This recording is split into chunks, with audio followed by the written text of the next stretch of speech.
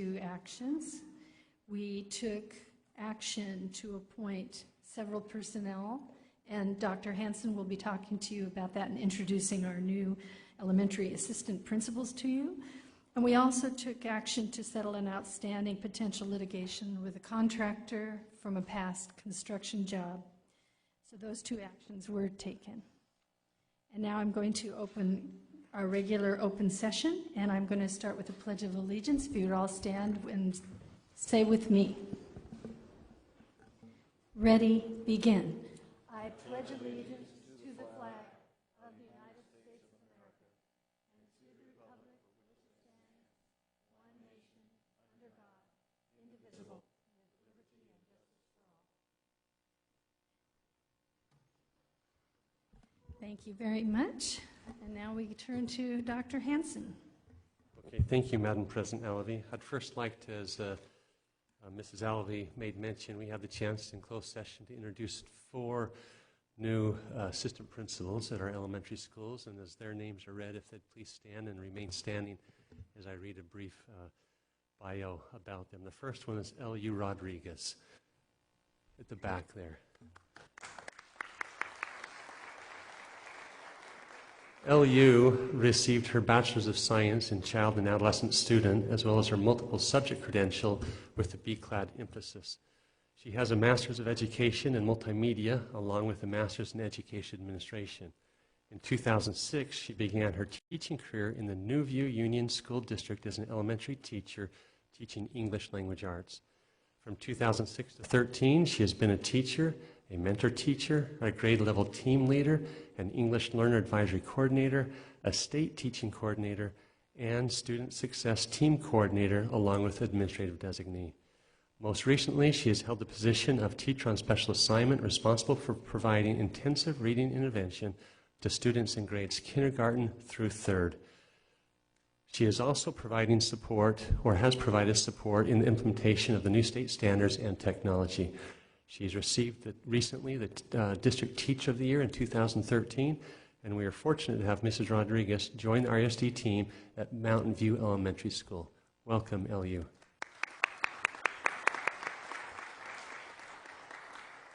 The next is Michelle Gore at the back as well. Mrs. Gore received her Bachelor's of Art, Liberal Studies, teacher credential, and Master's and Administrative credential from California State University, San Bernardino. In 1996, she started her career in the Riverside Unified School District, teaching at Magnolia Elementary School, as well as assisting with the EL programs. She was part of the leadership team and an administrative designee. From 2006 to 2014, she was a district staff developer, training teachers with the new English Language Arts core adoption and Step Up to Writing programs. In 2006 through 2007, she became the school English Language Arts and English Language Development Coach for Magnolia, Alcott, Washington, Victoria, and Fremont Elementary Schools. Currently, she is at Alcott Elementary School as a kinder through 6th grade intervention teacher, working with small group intervention, as well as working collaboratively with the resource teacher and other general education teachers. Her wide range of experience will be beneficial as her new job as assistant principal at Longfellow Elementary School. Congratulations, Michelle. The next one, returning to Riverside Unified, is Michelle Lenertz. Michelle. Michelle obtained her Bachelor's of Arts, Liberal Studies, Multiple Subject Credential, and Master's of English Supplemental Degree at Cal State University, San Bernardino. She also received a Math Supplemental Degree from the University of California at Riverside and an Administrative Credential from the University of Irvine. Michelle started her career in 1996 teaching English second language to 5th grade class in Rialto Unified School District, and through the years, she has taught in kindergarten, 1st grade, 2nd grade, 4th grade, all English learners, as well as the gifted and talented education classroom. In 2009 through 2011, she worked as an 8th grade middle school history teacher at Wells Intermediate School in Alvord, and also as a math intervention teacher at Norda Vista High School in Alvord. From 2011 to present, she has served as instructional coach, project specialist at Colette Elementary School, and most recently, serving as the pre-K through 6th curriculum coordinator for the San Bernardino County Office of Education. She has developed and facilitated professional development for administrators and kinder through 12th grade teachers that include the implementation of teacher strategies and lesson design in the new state standards. Her diverse background with English learners and mathematics will support Washington Elementary School, where she will serve as the assistant principal. Congratulations, Michelle. And last but certainly not least is Clarissa Brown.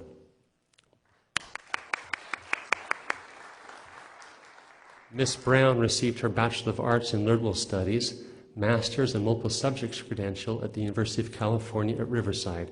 She also obtained her Administrative Services credential from National University. Miss Brown started her career in 2003 as a K-1 teacher at Paris Elementary School. In 2004, Clarissa came to RUSD and has taught 5th and 6th grade at Pachapa Elementary School. During those years, she had many opportunities for leadership as a team leader, chairperson for School Site Council, and PTA, Common Core Ambassador, and RUSD Leadership Academy aspiring administrators. Currently, she is an RUSD Staff Development Specialist in transitional kindergarten through 6th grade, focusing on math, creating and delivering professional development in math standards and instruction. She has created instructional design units and leads schools through designing and monitoring their own instruction, and Hawthorne Elementary will be supported with Clarissa's background and knowledge of curriculum. Congratulations, Clarissa.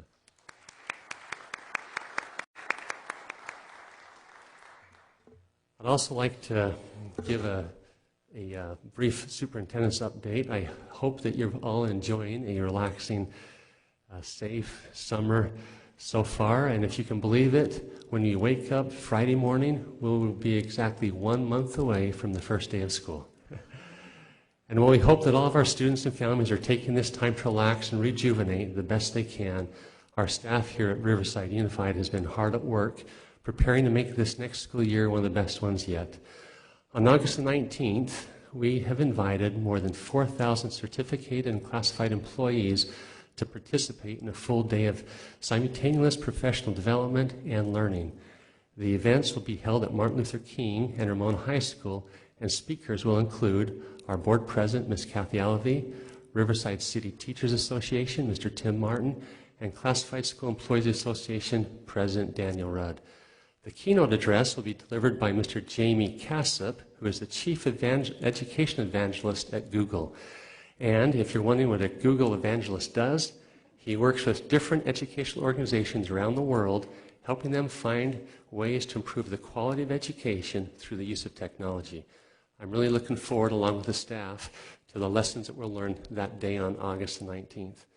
Another way we've been preparing RUSD staff for success this summer was last week's Global Summit featuring EdTech Team and Google for Education at Poly High School. This interactive 2-day summit focused on deploying, integrating, and using Google technology to promote student learning in K-12 education. And as you know, we have a long-standing dedication to technology integration. That's why we have more than 22,000 student devices currently in circulation throughout our districts, and we are one of 6 districts in the country funded to pioneer the transformation of schools to offer personalized learning. The Google Summit was the first of its kind in Riverside, and we are excited to have been chosen in the district to host this important event. We're also offering summer professional development for our coaches, athletic directors, and other staff involved in our sports program, and when we host a 2nd annual Riverside All Sports Clinic that this board and the Riverside and the city of Riverside started last year, and partnering with the Riverside Convention Center on August the 15th. That's where the event's going to be hosted on Saturday, August the 15th. This event is a result of a fantastic partnership, as I mentioned, between RUSD and the Riverside Sports Commission, and has grown tremendously from the first year to this year. Our goal here at RUSD is not to only create quality athletes, but we are striving to create quality individuals.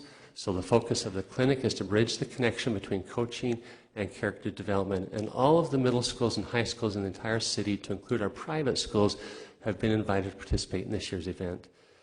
This year, we will be honored to have our Major League Baseball player and manager, Dusty Baker, who's going to come and be the keynote speaker. He played 16 seasons with the Atlanta Braves, the Los Angeles Dodgers, the San Francisco Giants, and the Oakland A's, and was the first National League manager to earn the Manager of the Year title 3 times, or 3 different seasons.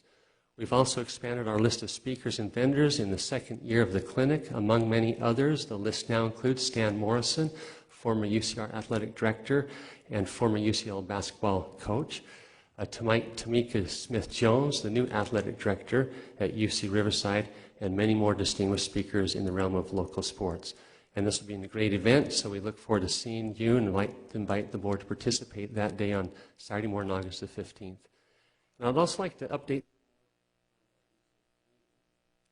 No, the mic's out. I know, it's been in and out all. Yeah.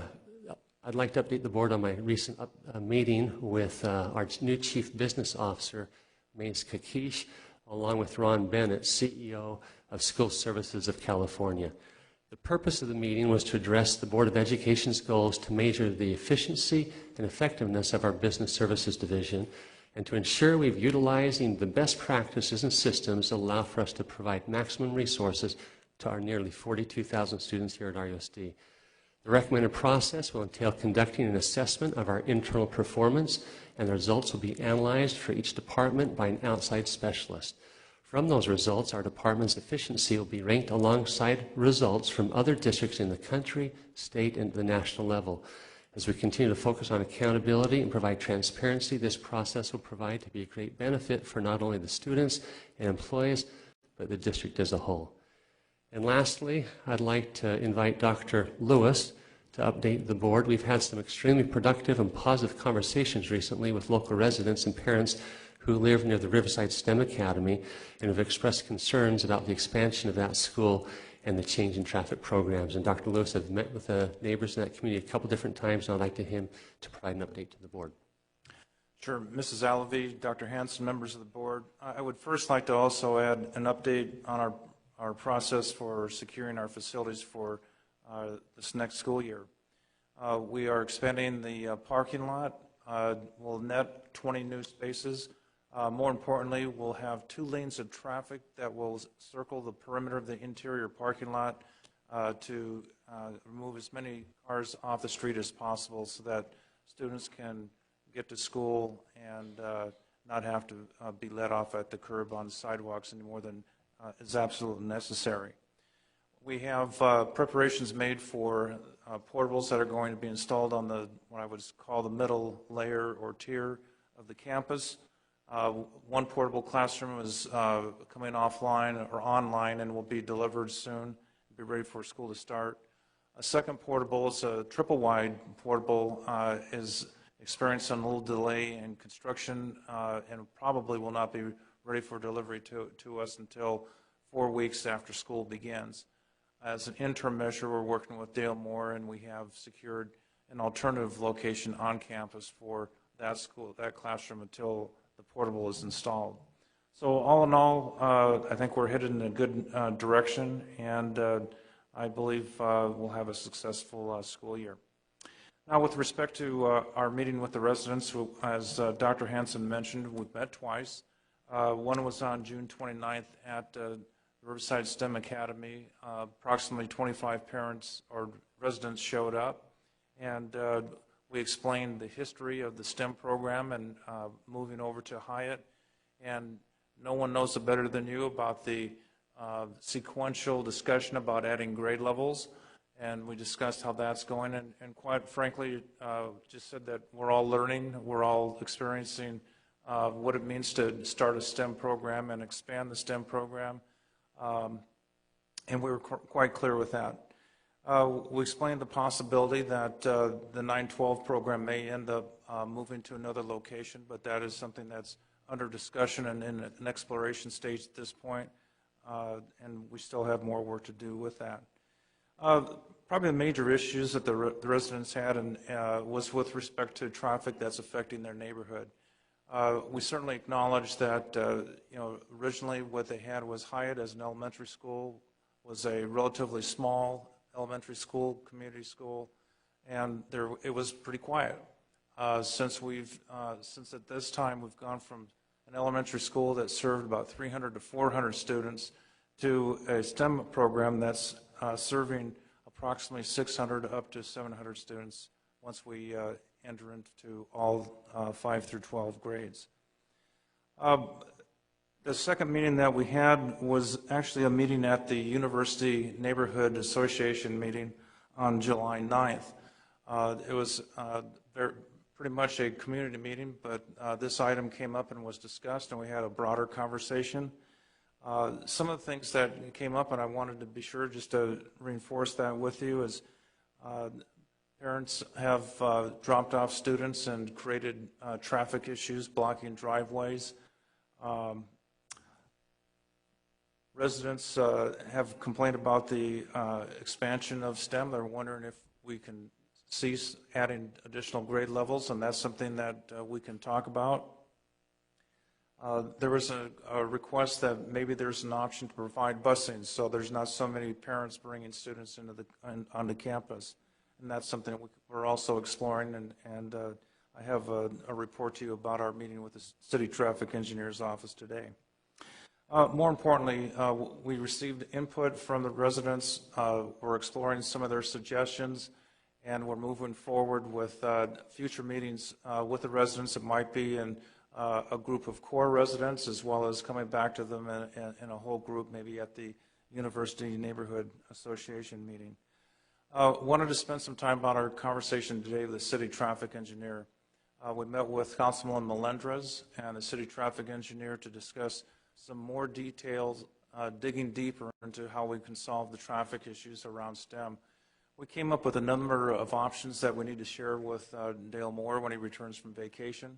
We also want to include Riverside traffic officers and talk about their assistance in providing, I guess, some direction with traffic at the beginning of the school year to help develop good, appropriate traffic patterns and following traffic laws. Finally, we talked about developing a plan that we can take back to the residents, share that with them, get their input before we finalize it for the beginning of the school year. All in all, I'd like to characterize our relationship with the residents as very positive. I think they have trust that we're working collaboratively with them, that we sincerely are following through with their suggestions. We're going to be meeting back with them, and I think more importantly, they want to be a part of helping us make the best conditions we possibly can, and for the safety of students. So we're all there for the right reason, and I think it's just a matter of time before we get a good solution. Thank you, Dr. Lewis. And last, I'd just like to personally thank the board for last week. I know last Tuesday we held a board workshop hosted at CVU, where we had a chance to reflect on this last year, highlights and challenges, and spend time looking out for future focus and for the professionalism and your thoughtful discussion, board members, certainly keeping students at the center of our discussion.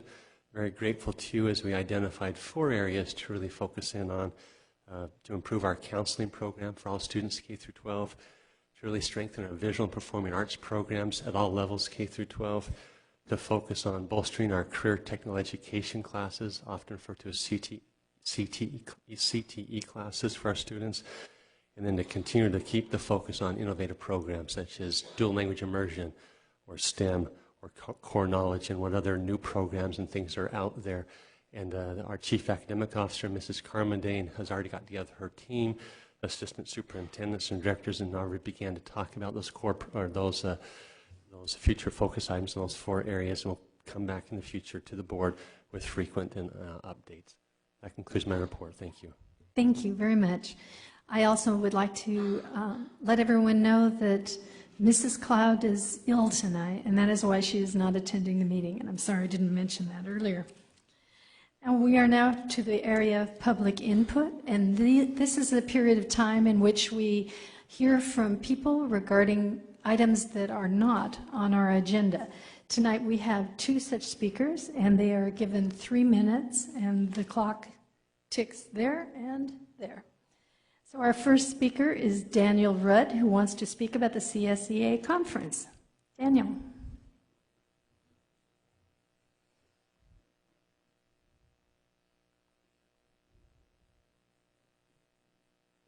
Brought back up. Good. President Alavi, Dr. Hanson, members of the board, members of the cabinet. Just wanted to let you know that next week is going to be our CSEA conference for 2015, and I brought some of the people here. If you would stand up. Everybody going to the conference? They're wearing our CSA blue, but they're also wearing RUSD patches on the front, and turn around, Ooh, very nice. and Riverside Pride on the back. Very nice. And that's, it's a CSEA conference, but we are here we're going to be representing RUSD, so I wanted to make sure that everybody knows where we're from and everybody knows Riverside. We'll be wearing those on our first day there.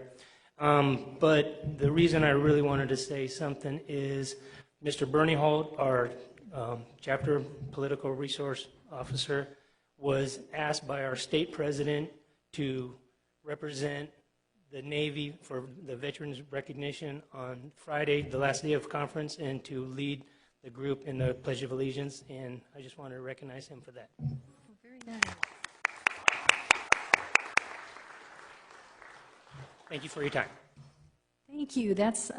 We look forward to hearing all about the conference. It sounds wonderful. Okay, now we would like to hear from William Woodring on STEM safety.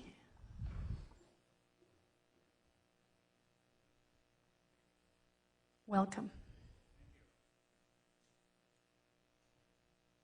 My name is William Woodring. Thank you for your opportunity to speak to the board tonight. We do have some concerns about the safety, as Dr. Lewis spoke. In addition to that, there are some other systematic problems that go about.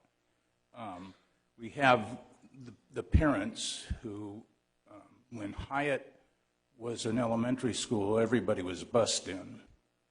Today, no one is bussed in to the district.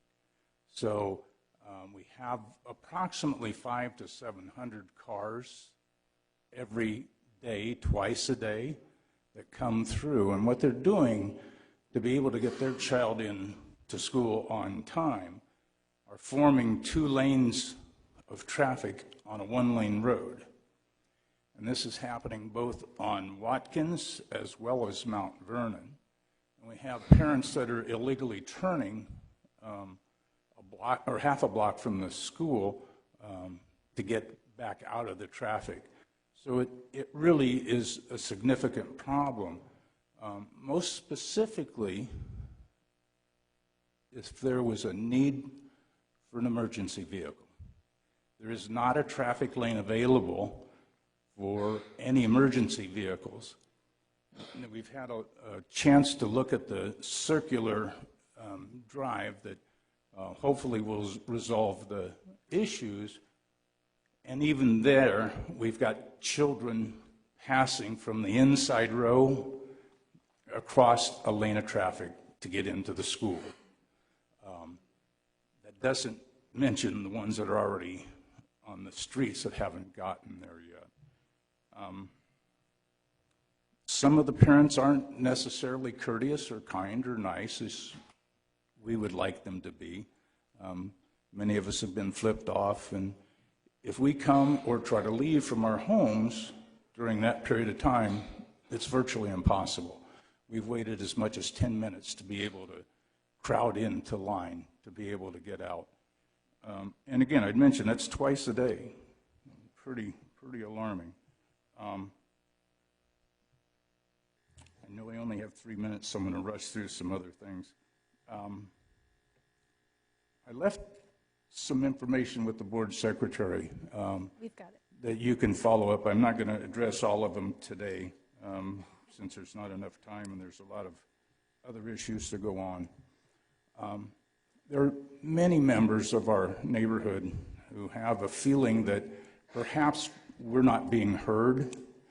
And a specific example that kind of ruffles my feathers is at the June 29th meeting. We had a long discussion and a lot of information was covered. What wasn't covered was a key piece of information, which was construction was going to start the very next morning. how would you feel if you know that information could and should have been available and not presented to you? None of us really want to have a child endangered, and I don't like that clock clicking. That's why I did provide you with a written format. But one of the things I would like to do is go through some of the items that we did offer, and I agree with Mr. Lewis, Dr. Lewis, that we have made some tremendous progress and will continue to do so. And we know it's a collaborative effort, and we know it's not going to happen overnight. But one of the things that we had discussed was perhaps creating a stationed bus or a terminal bus area where parents could drop their children off and bus them in. We offered that the students that are outside of our district, which we learn are 25% of the program, their school district should be providing the transportation. And we should ask them to do that at their cost, not at our cost. We had discussed perhaps imposing a bus fee to take care of this hub stationing of the students. And what we'd like to do is a couple things today, and then we'd like to request that the board create a committee, and I believe Dr. Lewis has headed that direction from what I'm hearing. I was pretty sure that was going to happen anyway. But we would like to have the board appoint a committee at your next open meeting. We would like that to include, obviously, staff of the administration as well as the school. We'd like to have the Parents Association be invited. We already have UCR volunteering to come and assist, and we believe that we can probably influence the fire and police department to also attend and be part of that committee. Mr. Woodring, you've gone over your time. Oh, you gave me some more? Oh, you're cool. Thank you. No, I didn't give you more. I can assure you that we're taking this very seriously, and Dr. Lewis is really keeping us abreast of what's happening. We'll take your suggestions. I thank you for this. We'll read it, and I appreciate you coming. Thank you so much. Okay, thank you. Now to our district employee group reports. We'll start with our RCTA representation by Mr. Tim Martin, our president of our Riverside City Teachers Association.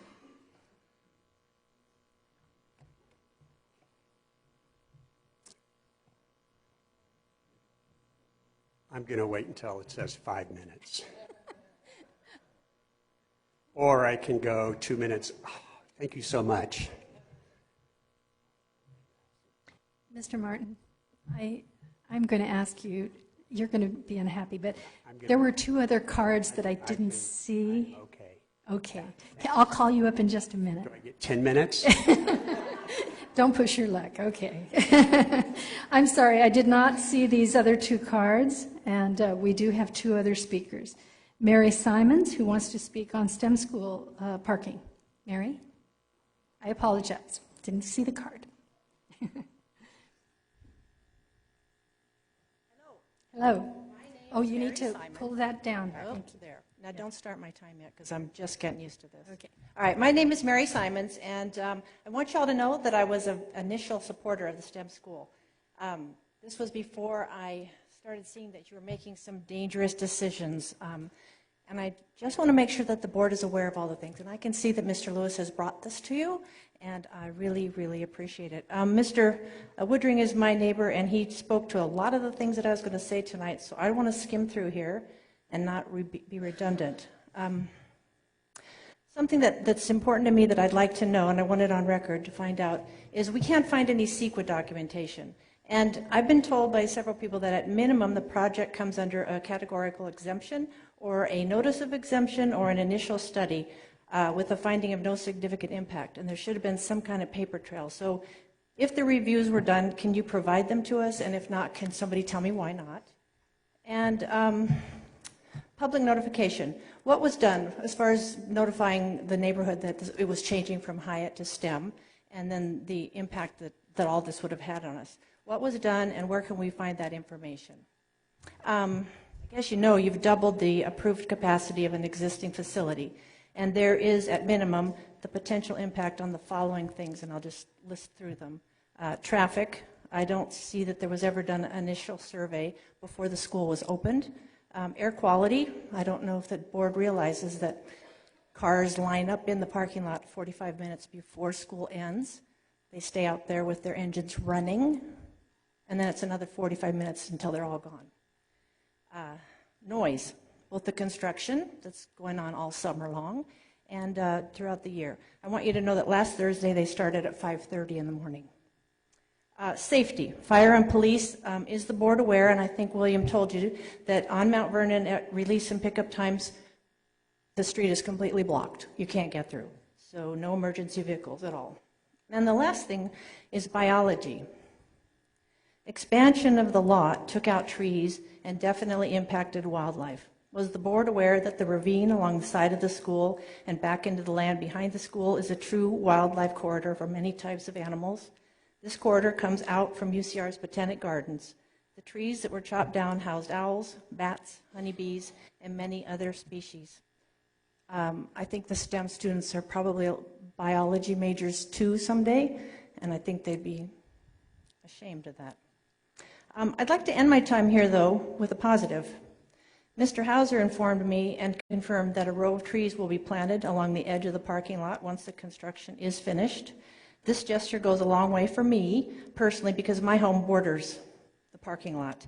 And I believe that it'll cut down some of the noise and air pollution, and it'll beautify the school, and I appreciate it, and I hope that does move forward on your agenda. Thank you. Thank you very much.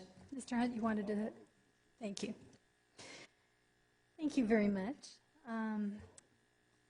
We now have Guru Mantra Khalse. Did I absolutely destroy that? On STEM Academy traffic. Please correct my pronunciation. I'm Guru Mantra Khalsa. I'm the current chair of the University Neighborhood Association, and I would like to thank Dr. Lewis for coming out and bringing up some of the feedback about what's going on. But, you know, we all know what's going on over there because we live there, and the university neighborhood has been impacted by education since it was developed. Establishment of UCR. Highland was the first voluntarily desegregated middle school in the country, and now we've got a STEM academy. Everyone is impacted by education, and we're not saying we don't want it because we know it adds to vital neighborhoods. But we do understand that bureaucracies don't often get the details right. And this is one of those cases. And you just said a month from Friday, school's going to start again, and we're going to have a line of cars up the road pumping out carbon. So I would recommend that we do everything we can quickly, even though we probably won't solve it all in a month, which would, you know, that'd be a great story. But in the meantime, if you're planting trees and you haven't spec'd them, how about some fruit trees? We got a Grow Riverside initiative going here, and that would tie really well into what you guys are teaching. And we're looking forward to Dr. Lewis coming back out and giving us a report on what the parents and everybody says about it. And, you know, it'd be really good for you guys to come out and watch 45 minutes of cars idling and breathe that stuff. You know, it's like 20 In-N-Out burgers just lined up. So anything you guys can do in the next month to figure out a plan to get this stuff handled and reduce the impacts, we would love that. So we're not saying we don't want STEM. We do. We love the education, and we just would like to have high quality of life. So thank you very much. Thank you. And we do hear you, and I can promise you Dr. Lewis is going to be working on a variety of plans.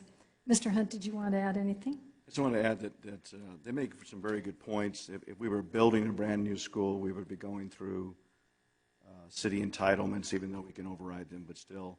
So I've always said we have a tiger by the tail with STEM in a lot of different ways. I would hope, Dr. Lewis, all these items would come back to our operations committee, and so far they have, but I think we need to look at that. And either I or Mr. Lee, when it does, will concede our seat to Mrs. Locke Dawson. She's been left out of this. She represents that area. She needs to have direct input on all of this, and I apologize that you haven't. And but we need to do that. I do know, just to the speaker, about the true wildlife area. That's a shame. We did check in, though, that if it was a blue stream or not, and so it wasn't on those charts, but perhaps we should have gone farther.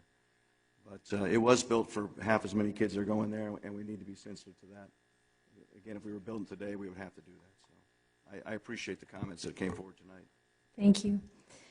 Just for the notice of any tech people in the back, our mics are going in and out, and if that can be fixed, I don't know if it can tonight, but if you hear us kind of waving, that's part of the problem. All right, Mr. Martin, it is now your turn, and we're going to reset this, right, to 5 minutes. Wait just a second. It's fine. I'm really okay whether it says 5 minutes or 3. It's fine. Here it is. Good evening, President Alavi, Dr. Hansen, and members of the board. As Dr. Hansen mentioned, on Wednesday, August 19th, all of our teachers will be gathering at King High School for a professional development day focused solely on instructional technology. This day is significant for a number of reasons. It is the first time in a very long time that all of our teachers have gathered together in one location to hear a common message and to spend a shared day in professional development. It is also an important day because it is providing strategic training in the use of instructional technology to improve teaching and learning. But more significantly, the importance of this day and the one to follow devoted to staff collaboration is in what the 2 days symbolize. First, these days symbolize a positive and productive bargaining relationship between personnel and RCTA.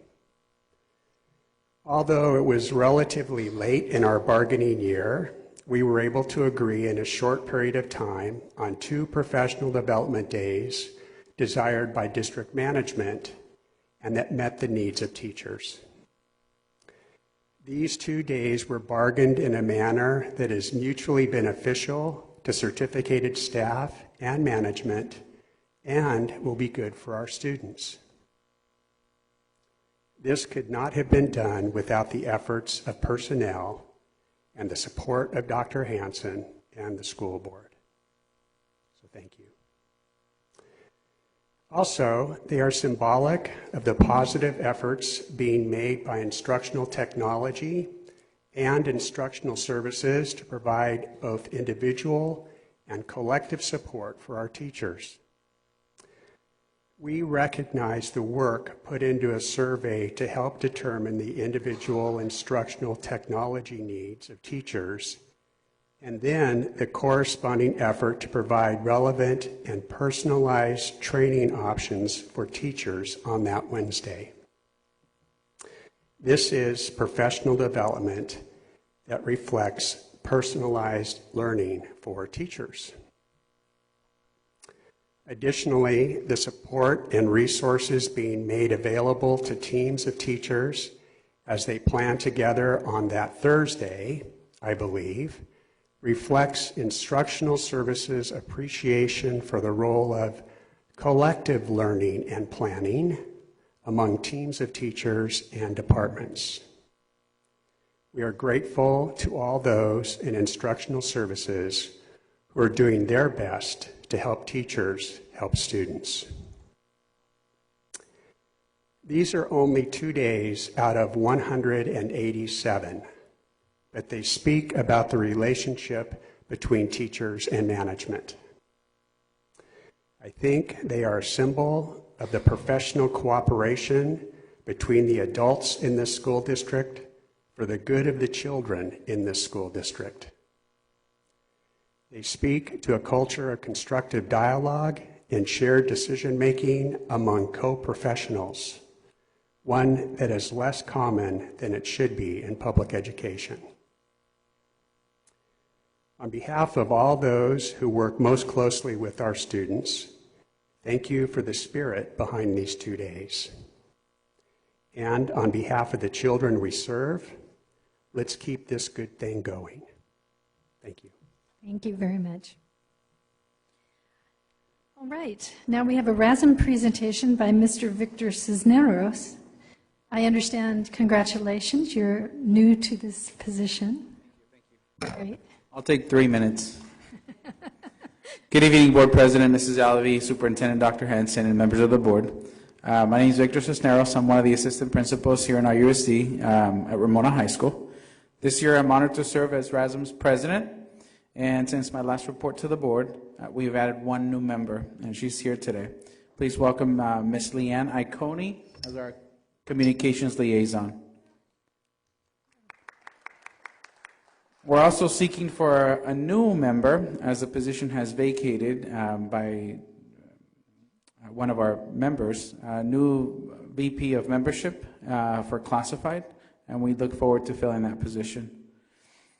I'd like to take some time to tell you about our continuing fundraiser program that we have, and we ran all through last year.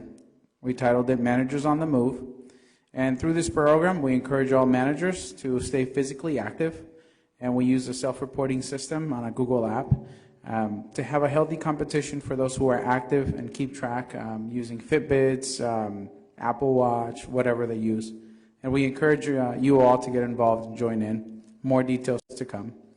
Additionally, RASM will continue supporting all managers, and this year we're providing and adding a professional development component for all members a few times this year. Some great news I'd like to share with you is that RASM not only focuses on managers, but also on students. That is our primary focus. During the 2014-2015 school year, we were able to award a total of 8 students, 8 student scholarships totaling $4,500.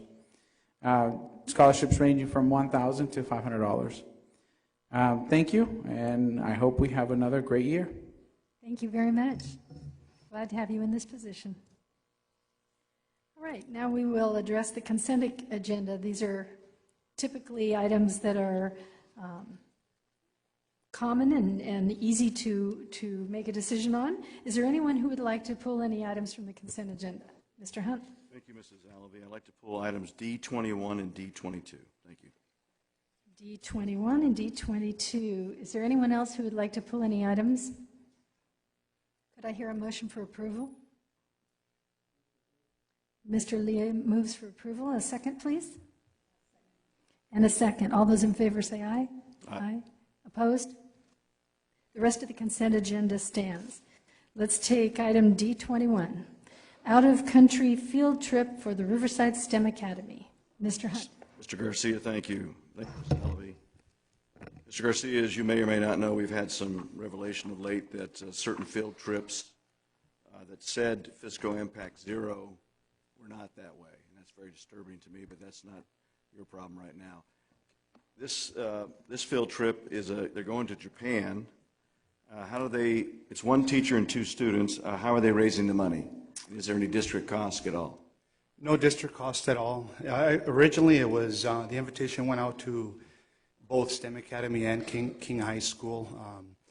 It ended up being that the students that were going to go are from STEM Academy. We have a 10th grade student, 11th grade student, 2 students from STEM Academy, 1 teacher, Miss Rebecca Griffiths. There are some donations from Tohoku University in Japan, and they're covering for a big part of the trip. There's also some donations. For example, today you approved as part of the consent items a donation from Sue Johnson, for example, for $1,000. And the balance of the funds necessary to make this trip happen are being put forth by the students and their families. Okay, so thank you. And just the same question on the Poly trip to Arizona. I'm sorry. Georgia, Arizona, Georgia. Atlanta, mock trial team?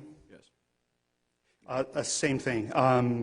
There will be no fiscal impact to the district. The trip is being funded by the Parent Booster Club. The Poly Mock Trial has a Parent Booster Club, and they are facilitating the fundraising to make this trip happen. And this is a little bit farther away so that they have a little more time to pull all that together. Yes. Who is the district employee that's going as to oversee? We have the mock trial advisor, Mr. Matt Schiller, who's a teacher at Poly, and also the principal, Mr. Rosa, attending. Okay. Thank you very much. You're welcome. I would move approval of these two items, D21, D22. Yes. Do I have a second? Mrs. Lock Dawson seconds. Any further discussion? All those in favor say aye. Aye. Opposed? Thank you. D21 and D22 passes. And because we're having card failure tonight for some reason, we have missed a card yet again. So I would like to, at this point, open up public input for one more comment from Mr. Ken Scott, who would like to speak on STEM School. Mr. Scott.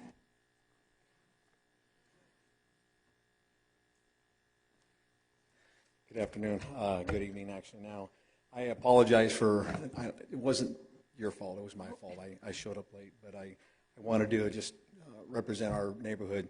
My name is Ken Scott, and I'm a teacher and a coach in our USD at Martin Luther King High School. I'm beginning my 30th year in our USD in the fall, and I'm here because my family resides on Watkins Drive, just up and around the corner from STEM Academy. I've lived there for 19 years this coming November. It's been a wonderful place to raise a family, and I look forward to living there after I retire. I'm here tonight because of the ever-increasing traffic problem resulting from the expansion of the STEM school. Obviously, I'm a supporter of education, and STEM is a great program. I was extremely pleased to see that our neighborhood school got a second life and was going to be used for housing the STEM Academy. However, like the others in our neighborhood, I didn't anticipate the huge negative impact of the traffic and how it was going to affect our neighborhood.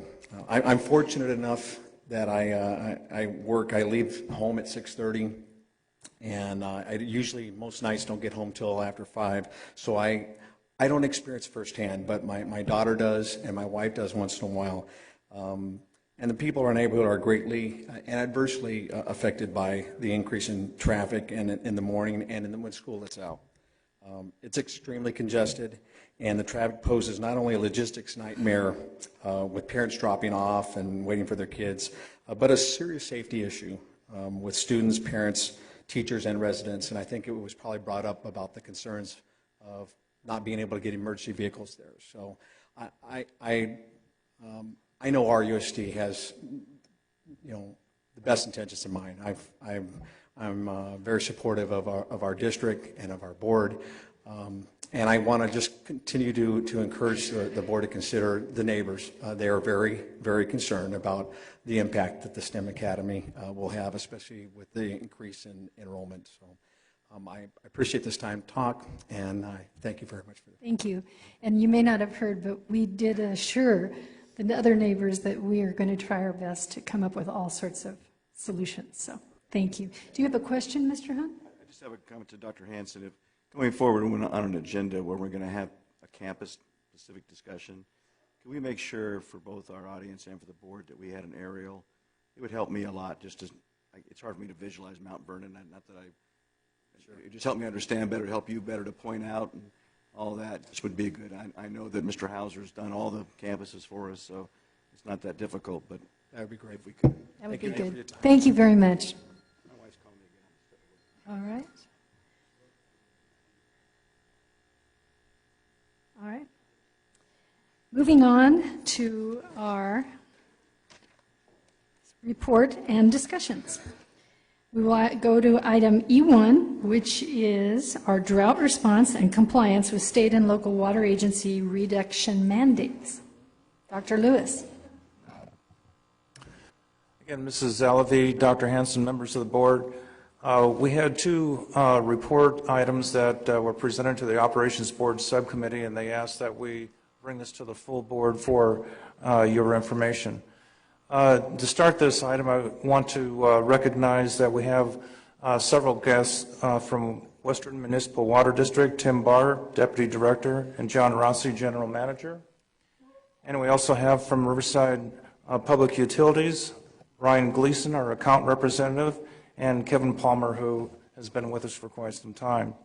And I want to say that we've met with them on a number of occasions.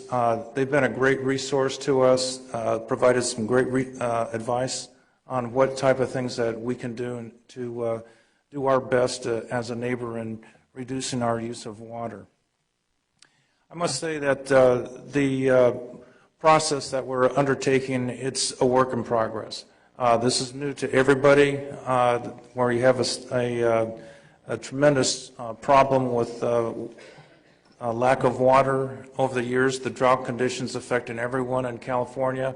Unfortunately, we don't have the same type of rain opportunities as the Midwest and East Coast, although Saturday felt pretty heavy at times. This graphic shows that we're not probably the worst struck region as far as drought goes, but we're certainly very close to it. So we start with the governor's executive order, and not going through all the bullets, just the main points of how this works. His executive directive goes to the State Water Resources Board, who in turn provides guidelines to the water suppliers, and then they in turn then provide direction to the customers on what they need to do to reduce water consumption.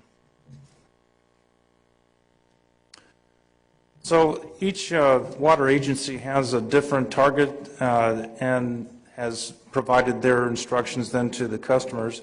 RPU is requiring a 28% reduction compared to 2013 benchmarks.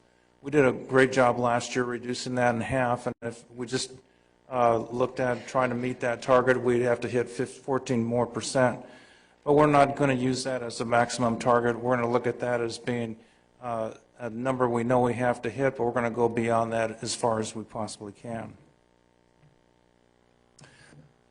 WMWD is implementing a reduction of 30% in irrigation and 10% in potable water use. Just as a point of information, we have 10 sites that are served by WMWD, and 3 of those sites are using reclaimed water for irrigation. While they are exempt from the water reduction mandates, we are still going to reduce the consumption of reclaimed water at those sites as demonstration of being a good neighbor in the process. I wanted to talk about the current strategies that we have underway, and we're going to focus on irrigation of landscape areas, since that's the highest usage of water for our school district. So we have Maxicom Smart Controller System. That's a centralized system that hits all the controllers at all of our school sites. And based on weather conditions, it automatically adjusts the individual run times or irrigation schedules at all of our schools. We can go in and put in additional reductions if we choose to, which we've already implemented to begin meeting our water reduction targets. So some of the things that we've also started with is converting to drip irrigation systems. It's not something that's easily done, and it's not cheap, but we are doing that at every possible opportunity that we have. You've seen this in the past where we've piloted installing artificial turf in small, high-traffic areas. This is an example of what we've done at the kindergarten area at Magnolia Elementary School. Looks like real grass, but it's actually artificial turf, and it wears much better. You can't imagine those little feet actually do a lot of compaction on ground, and these areas typically get worn out, and there's other elementary schools where we need to do this as soon as possible. We have a couple examples at Emerson and at Pauley where we've installed subterranean irrigation. So instead of having pop-up sprinklers spraying water onto the grass, the root zone is being irrigated at the root zone, and so the water is applied directly, which saves up to 30% compared to regular Toro spray pop-ups. So we want to most importantly advise the board of what is likely to become of our turf areas once we start reducing irrigation. Because we don't want you to be blindsided about the impacts. Naturally, if you reduce irrigation, turf is not going to look as lush as it normally has. So certain areas that get high use and high and direct sun exposure are going to be looking like these conditions you see here. This is an example of turf areas, planter areas, and the percentage of the entire landscape. So if we look at our turf areas, that's meaning like ornamental turf. So it's be like your planter or your turf areas in the front of the school, areas that are more for aesthetic purposes. And those areas we're certainly going to reduce and be a primary target for a reduction. Planter areas, not so much. They don't use as much water as turf areas. So our other primary target will be athletic fields, and you can see that's the highest percentage of landscape area that we'll go after. The dilemma with athletic fields and playground areas is that kids need to have a certain amount of that area to just do their PE activities or competitive activities. What we're going to find is that we found a really good solution for the summertime. So if we take Lake Matthews as an example, in the light brown areas, which will eventually turn light brown, those are the ornamental planter areas that we can address immediately, and we are moving in that direction. We've already changed our timers to reduce those areas immediately. If we look at just meeting the target percentage, we would need additional areas in the athletic fields, and that's how much we'd have to pretty much reduce to a very strong degree. So what happened is Eric Troxel and I started thinking about the playground and athletic field areas. Most of this area and the grass is this common Bermuda, and many of you recognize that common Bermuda goes dormant during the fall and winter time. And it looks like it's dead, but it really isn't. And then once the cool season starts coming back, or the warm season starts coming back, and we apply more water on that turf, it greens up very quickly. So what we're intending to do, instead of just a small percentage of the athletic field or playground areas, we're going to reduce the entire area. And we think we can really get a lot of water consumption going after the entire area. It'll look like it's dying, but then 3 weeks before school starts, we'll bring it back with water. And we've done this a number of times where it wasn't intentional for conserving water, but we know that'll work. The area that you see to the right is part of the park adjacent to the Lake Matthews Elementary School. That's why it's not included as reduction of irrigation. Same thing at Earhart Middle School. Here's the ornamental turf areas. Here's the area that we'd have to hit if we wanted just to hit our target. What our intention is to fully reduce the irrigation in the athletic field area. So our current actions, we're initiating 10% reduction in RPU and 20% for the WMWD schools. We're going to continue to expand that as we see how the conditions look. We've initiated the reduction in the athletic fields and playgrounds during the summer. That will be brought back once school starts, so students have good playable surfaces. And what we're doing is initiating custom irrigation schedules for each school. That's going to require our staff to meet with the school administration to develop plans, and we're going to look at landscape areas that are not maybe necessary to keep watered, that is not used by students, and then take those off the schedule. So we're going to continually monitor the conditions at the irrigation zone level and apply adjustments as much as possible.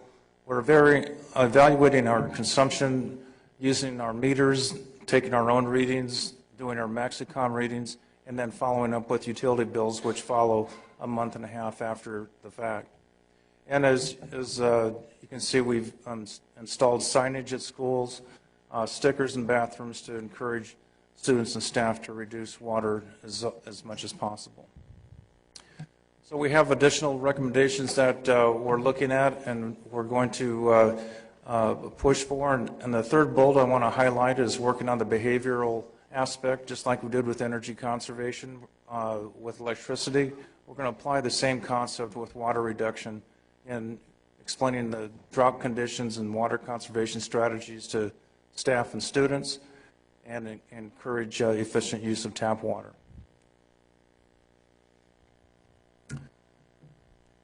The ones in red are more expensive and are probably something, to be honest with you, we'll have to look at once we pass a bond to have the funds necessary to convert all of our plant areas to drip irrigation. It just makes sense. It's the right thing to do. Installing the artificial turf in the small traffic areas, expand what we've done at Magnolia to, we have at least a dozen schools that we could do that right now. Automate manual irrigation systems. We have some schools, about a third of our schools, that do not have automatic irrigation systems, and we'd like to get those changed over as soon as possible. Continue to pursue reclaimed water usage, and as soon as we can get close to connection points, we'll be doing that. Again, there's going to be some cost if we try to expedite that if the water is not immediately available to us. The last two bullets are under consideration, but to be honest, it's not going to gain us a tremendous amount of reduction. So with that, the last comment I had is that we have rebates that we'd like to pursue with both RPU and the Western Municipal Water District. Those water rebates are being chewed up as fast as the money is made available. So right now it's, I mean, we can get in line, but there's not any money at this point. But we'll continue to pursue that and some of the other strategies with them.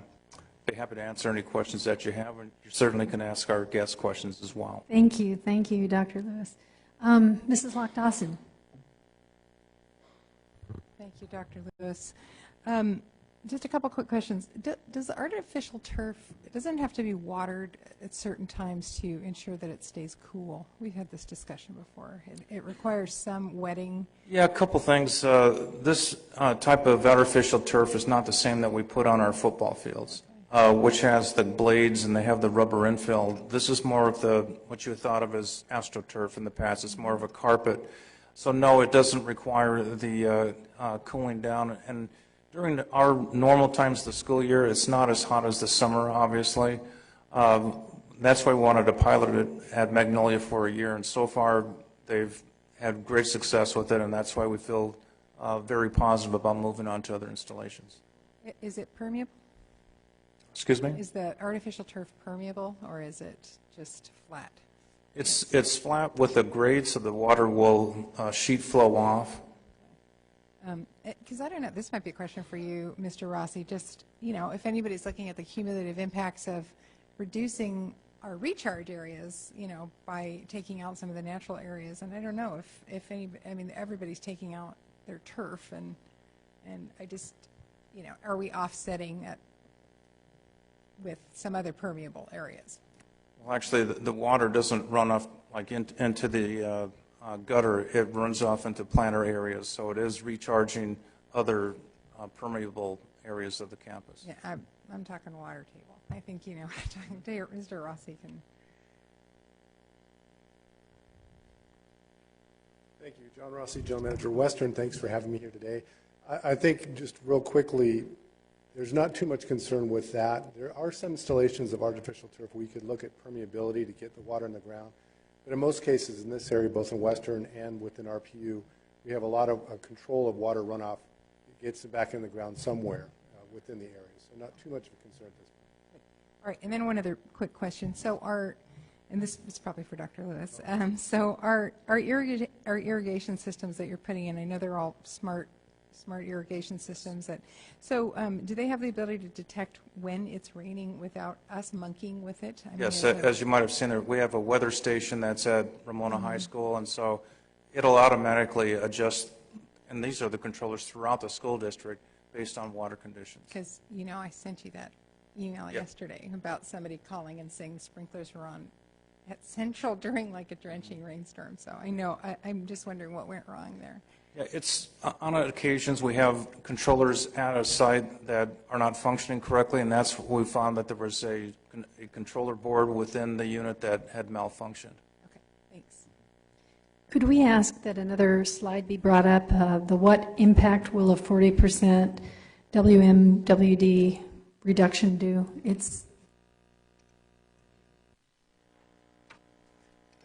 We could bring that slide back.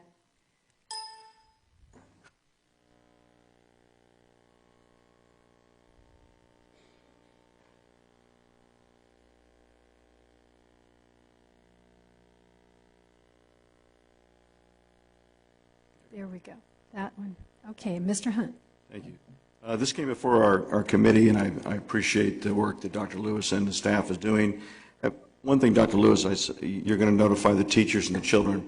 Please make sure we notify the parents through the principal, through the state, which they added about $10 million a year for the last 5 or 6 years, and added $350 million about 2 months ago, and it was consumed within 2 months.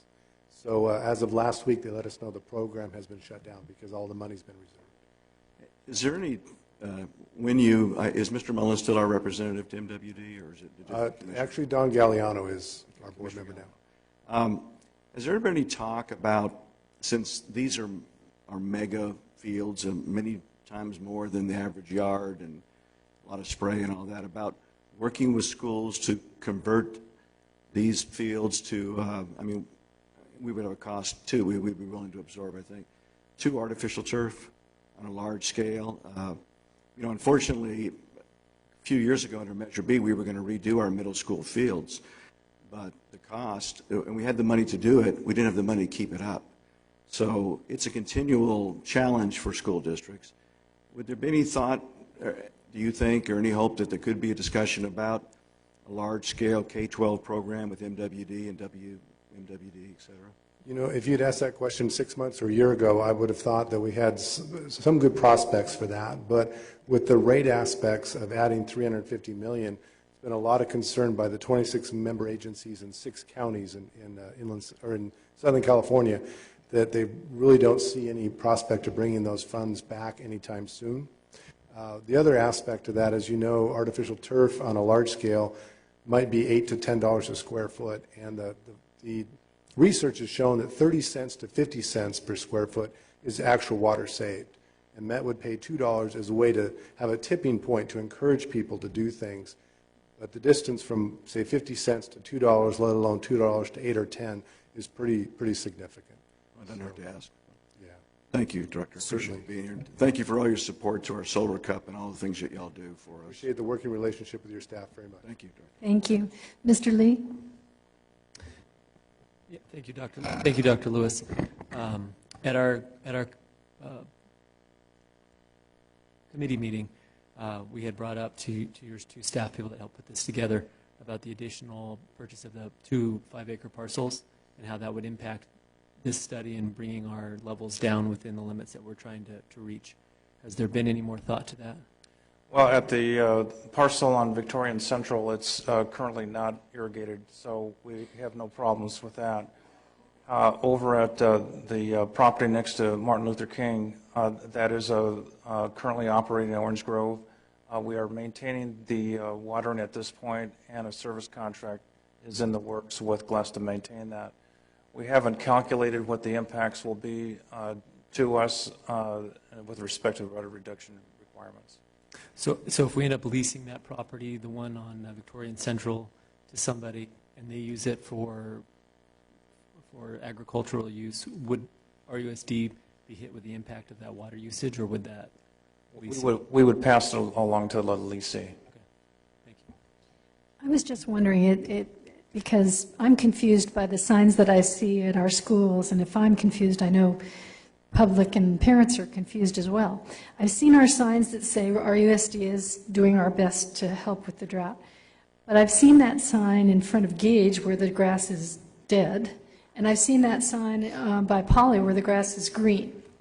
So I just wondered if you could explain to me, what are we doing at Gage and what are we doing at Poly? At Gage, the watering that you see in the front is manual, and the custodian doesn't always watered to the degree that's needed to be watered. We want to keep it to very much a minimum, but we've gone past what we really expect at that school. Well, I thought you were taking the lawn out. Excuse me? I thought the lawn was going to be taken out. I mean, it's dead. It will come back. Again, it's common Bermuda grass. Once we apply the water back, it'll come back. We've done that in a number of locations. So it was your intent always to bring that lawn back? All right, like I said, at Gage, the custodian who's hand watering that, because it's not on an automatic system, thought we had to shut it off immediately, and that's what he did. And so we've gone to an extreme. Okay, and at Poly? But not at Poly. That's on an automatic system. Okay, so when I see the sign that says we're doing our best for the drought, what does that sign mean? It means we've currently reduced at 15%. And what we've found so far is that the weather conditions have been pretty mild. We've had some really hot times where I would have expected this grass to gone brown a lot earlier. And I think it still might. But we had this weekend of rain, which really helped us out. That rain will help us for at least a week to 2 weeks. Okay. So it's just a lot of it's dependent on the... So the signs are just to kind of preempt, if you see brown, they're supposed to let us know that we're working on this. That's right. And as Mr. Hunt mentioned, we're going to have a publicity campaign that's going to be on our websites. It's going to be in newsletters from principals to explain what we're all doing and to expect the conditions not to be as nice as they may have been in the past. Okay, thank you. Mr. Hunt. Just one last question, Dr. Lewis. And when I ask why don't we, I don't mean to do that. I'm just asking why don't we. But I'm impressed with the city's done on Victoria, and what they've done on the downtown Main Street Mall, where they've given us examples. They've taken out green, and they're putting in decomposed granite. They're putting in drought-resistant plants and everything. So why would we, if it's not an area the kids play on, why do we want to have grass in that front-loading area at Gage? Is it just not cost-effective to do what the city did, or what? It's expensive to take out turf, and even if you're putting back a different type of plant material that's more drought tolerant, you still have to provide an irrigation system to those plants that are different from the existing irrigation. But to go on a little bit further, there's going to be areas on playgrounds where, working with the principals, they can tell us that, we're really not using those areas off to the side, for example. And so we're going to start surgically cutting those areas off so we can just maintain the absolute necessary areas. So what will you do with the area that's cut off? Will you just leave it to... It's going to go dry, and it's going to go to, pretty much to dirt conditions. Okay. Yeah. It's a new day. Thanks. All right, thank you very much. Thank you, Dr. Lewis. Are you still up for potential use for Cleveland and Myers property? Thank you to our guests. We appreciate you coming.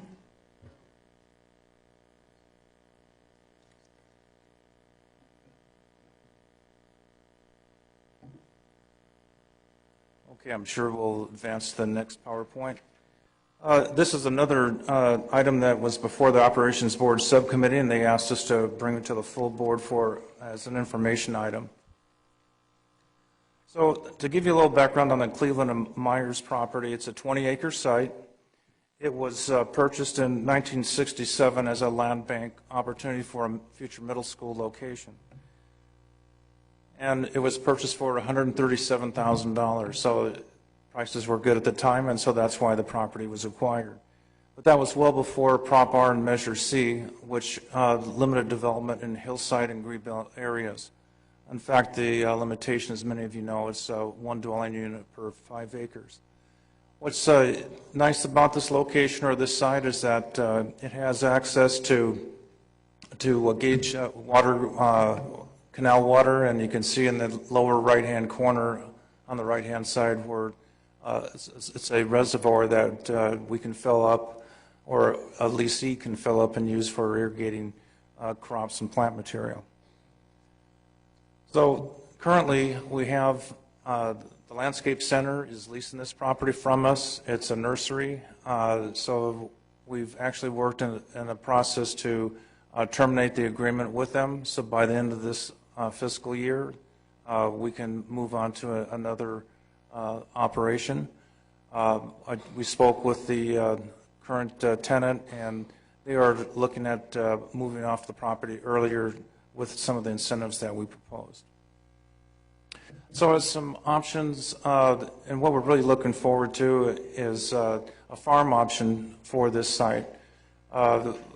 We had a tour of A.G. Kawamura's operation. It's in the former El Toro Marine Base. Patricia Locke-Dawson joined us with a number of other folks to take a look at the operation. And Mr. Kawamura is the former secretary of the California Department of Food and Agriculture and has a great reputation for knowing how to farm small areas, infill areas, if you will, on leased property. So we were able to firsthand look at his operation that included a golf course and growing a number of different products. So he's taken a look at our property. He thinks it's a good location for him to get a foothold in the Inland Empire. He's been successful in Orange County. Just as important is that we've worked with Joyce Jung, who's here, and she'll be speaking in a few minutes from Grover Riverside. We've worked with Councilman MacArthur as well. They're both very strong proponents of bringing back the agricultural component to Riverside, as much as possible. And so our property is just as a primary example where that can happen.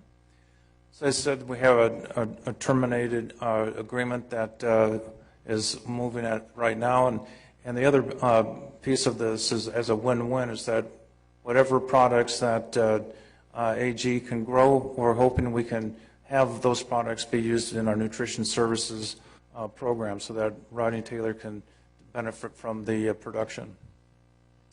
So this is AG. This is his where he's grown cucumbers or green beans, and he's quite a dynamic character. I would tell you he's very enthusiastic of not only farming our property, but also looking at some educational opportunities for students in the way of field trips, showing how a farm works, so you can see the natural opportunities for elementary school kids as well as middle school and high school. So I'd like to introduce Joyce to come up and speak with you for a few moments. She's from the Office of Economic Development, and she's been a real team player with us. So Joyce, if you would.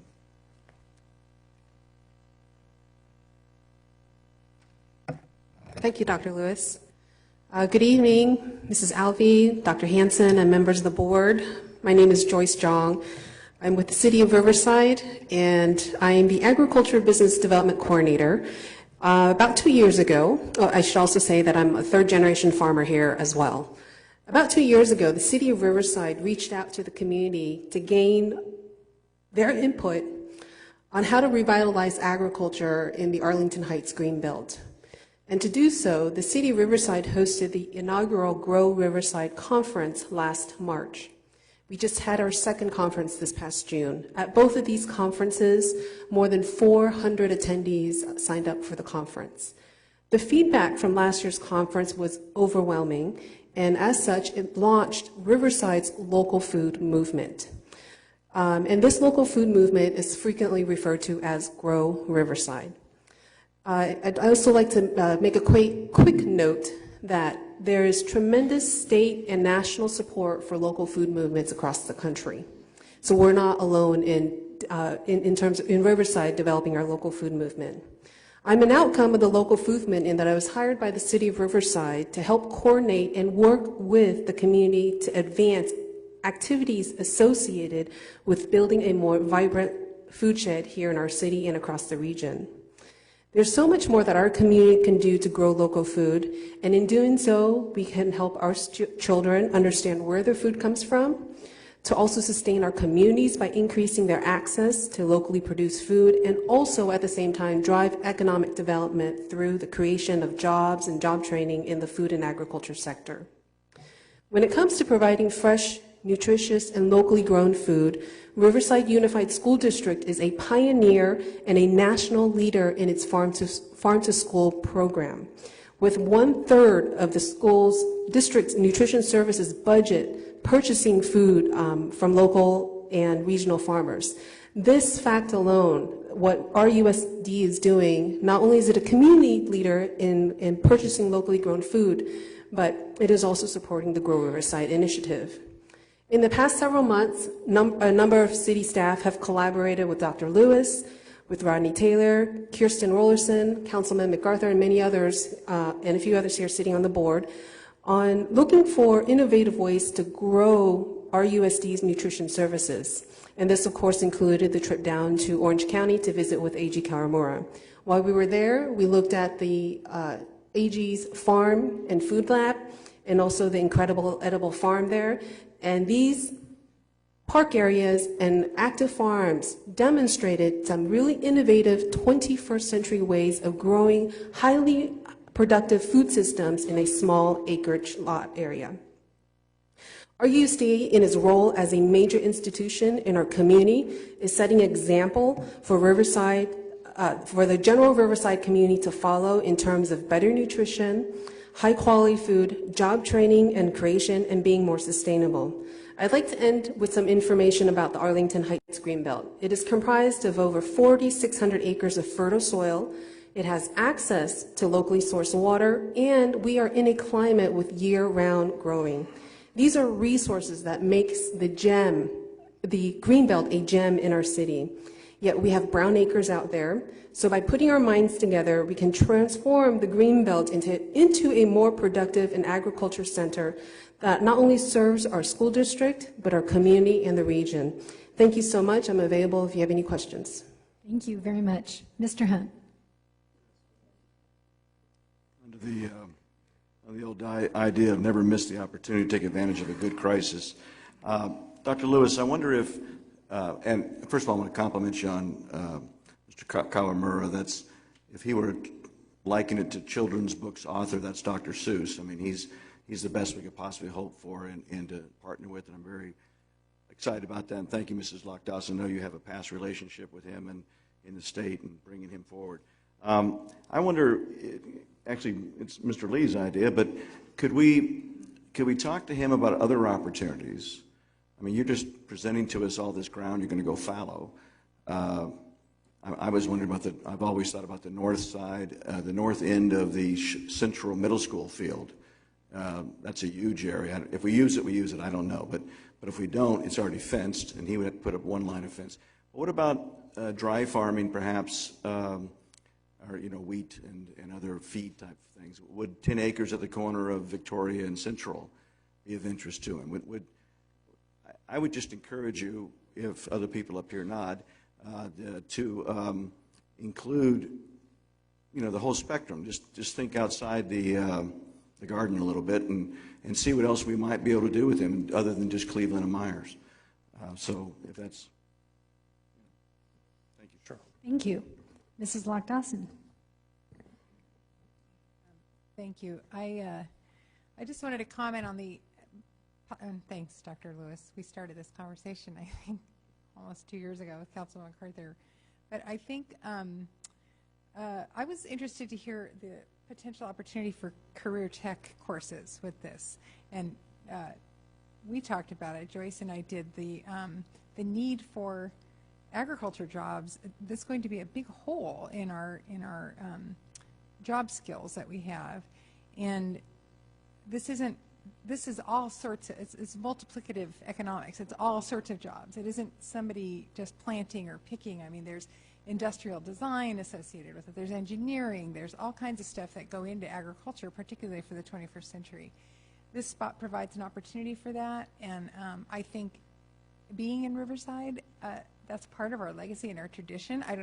It seems to me almost silly to be chasing other economic things that we have no basis in, but this is something we have here. So, and I think it's something our kids we could really greatly benefit from. So, anyway, I just wanted to thank you guys. And that's a great point. I can tell you, AG is excited about educational opportunities. I mean, he's a farmer first and foremost. I get that, but he also really sees the opportunity to join with us in some educational opportunities with kids, not just field trips. Mr. Lee. That's what's exciting for me, is the opportunity for kids to participate in this endeavor. My question is, I mean, this seems like the guy you want, but being a public agency and being at public land, public agency land, do we have to put it out for a competitive bid, or can we self-select who we'd like? How does that process work? We can make it a competitive bid process if we choose, or we can just enter into a lease agreement with him directly. So we have that option. Following up on Mr. Hunt's idea of other lands that we might have, we have that land next to North that's just that vacant space? The former agricultural area? Yes. It's probably... Yes. I didn't really get to Mr. Hunt's question, but I think AG will tell us that if it's anything less than 10 acres, it's just not profitable, to work. But we can certainly pursue that with him. Okay. Well, thank you very much. Any further comments? Thank you, Dr. Lewis. Appreciate it. Okay, moving along. Disclosure of 6 memorandums of understanding between RUSD and its employees, represented by the Riverside City Teachers Association. Mrs. Mills. Good evening. This item represents public disclosure of 6 memorandums of understanding. Briefly, I'm going to tell you about each one. The first one is a memorandum with Frank Augustus Miller Middle School for an elective rotation. Number 2 is a memorandum of understanding with our Common Core staff development specialist that gives them a flexible work year. The third one is also a teacher on special assignment memorandum of understanding giving them a flexible year. 4, the memorandum of understanding for the faculty members at Liberty Elementary School. At the beginning of their year, they had already planned one of the days with the staff with the professional development, so they're flipping one of their days, and their staff members voted on that. 5, memorandum of understanding with the faculty members at STEM Academy. They have a block schedule they voted on. And number 6, memorandum of understanding, the staff development specialist's work year. So all those flexible work years allow them to work in the summer and do some of the training and take some days off during the year. Thank you. Mr. Hunt. The staff's been working on this for quite some time to keep us up to date, and I commend Assistant Superintendent Mills, Dr. Hanson as well, and Mr. Martin and the team. So I would move for approval of... Where this is not an action item. Sorry, You're okay. Did that as I meant it. Thank Anybody you. else Good job, anyhow. have any comment? All right. Thank you very much. And now a personalized learning update. Is that you, Mrs. Carmody? Oh, it's you, Miss Hill. Very good. Good evening, Mrs. Alavey, Dr. Hanson, and members of the board. Today, I'd like to give you a short overview of personalized learning. You've heard about it from time to time, but this puts it all together, especially because we have a new funding scenario right now, and it's really more of a time for you to give any guidance or input or parameters that you would like to have in our personalized learning effort. You know that we've supported personalized learning in RUSD for quite some time, well before our friends at the Gates Foundation helped us. We have had Ramona, our digital high school, for quite a while, our virtual school as well. And with this initiative, we're adding to those areas of focus because our schools who have written their implementation plan are subscribing specifically to 5 design elements that they piloted last year, the first 5 schools. They're implementing this year, and they plan to take full school over time. So for that reason, and because the term personalized learning is getting to be a buzz term, we have started referring to our schools who are specifically designing around these 5 elements as custom schools, because it's customized to the school, it's their own plan, and also to the student, and just to differentiate it from generalized personalized learning, knowing that they're going after these 5 elements. So in the very back of your section where the report is, there's a, I call it a tear-off sheet, but there's a single sheet front and back that looks like this that gives a lot of detail about the 5 design elements. Page 405, 406. Page 406 is the one that looks like this. Thank you.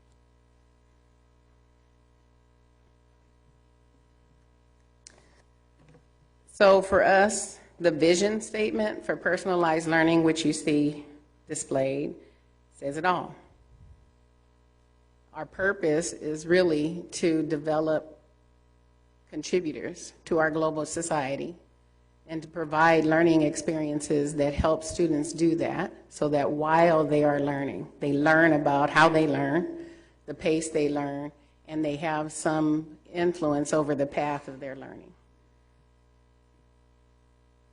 The descriptions for the 5 design elements are future state, so you wouldn't see them all in place right now, but you will over time. A shorthand way that you have heard us refer to the 5 elements are voice, choice, pace, and path. You've heard that over time. So these are the same ones: voice, choice, pace, and path, for the purpose of developing socially engaged contributors. The learner profile is the student's voice. It should be used to capture the aspirations of the learners, not just what they're doing now and not just what their past performance is, but what they want to do and be, even as it changes, as students grow and develop. The learner profile should also provide a foundation for goal setting with parents, teachers, and students, and it should serve as a basis of relationship building between teacher, student, and parent. Everything else derives from a standards-based system combined with the learner's aspirations. So one is the environment. In our view, we should flex everything that's possible to flex in service of learning. Now, with our schools that are 8 that have written their plans, they have their specific design for doing that. So the design element overall is flex the environment, the schedule, the classroom, the furniture, the assignments, so that you're going for the student's aspirations. The learner's plan is the map or the path that the student will walk, the personalized learning plan. And competency-based advancement is the pace at which the student will take that walk. So over time, building a system where assessments can be given more flexibly, so not necessarily all the same one at all the same time. And so that assignments can be given more flexibly, and the ways that students demonstrate their learning can be done more flexibly. So before I go on to the nitty-gritty of our upcoming year, I want to thank the board for giving us the latitude to have the 5 design elements, and for the schools to be able to make their own plan and to follow that and change when it's necessary.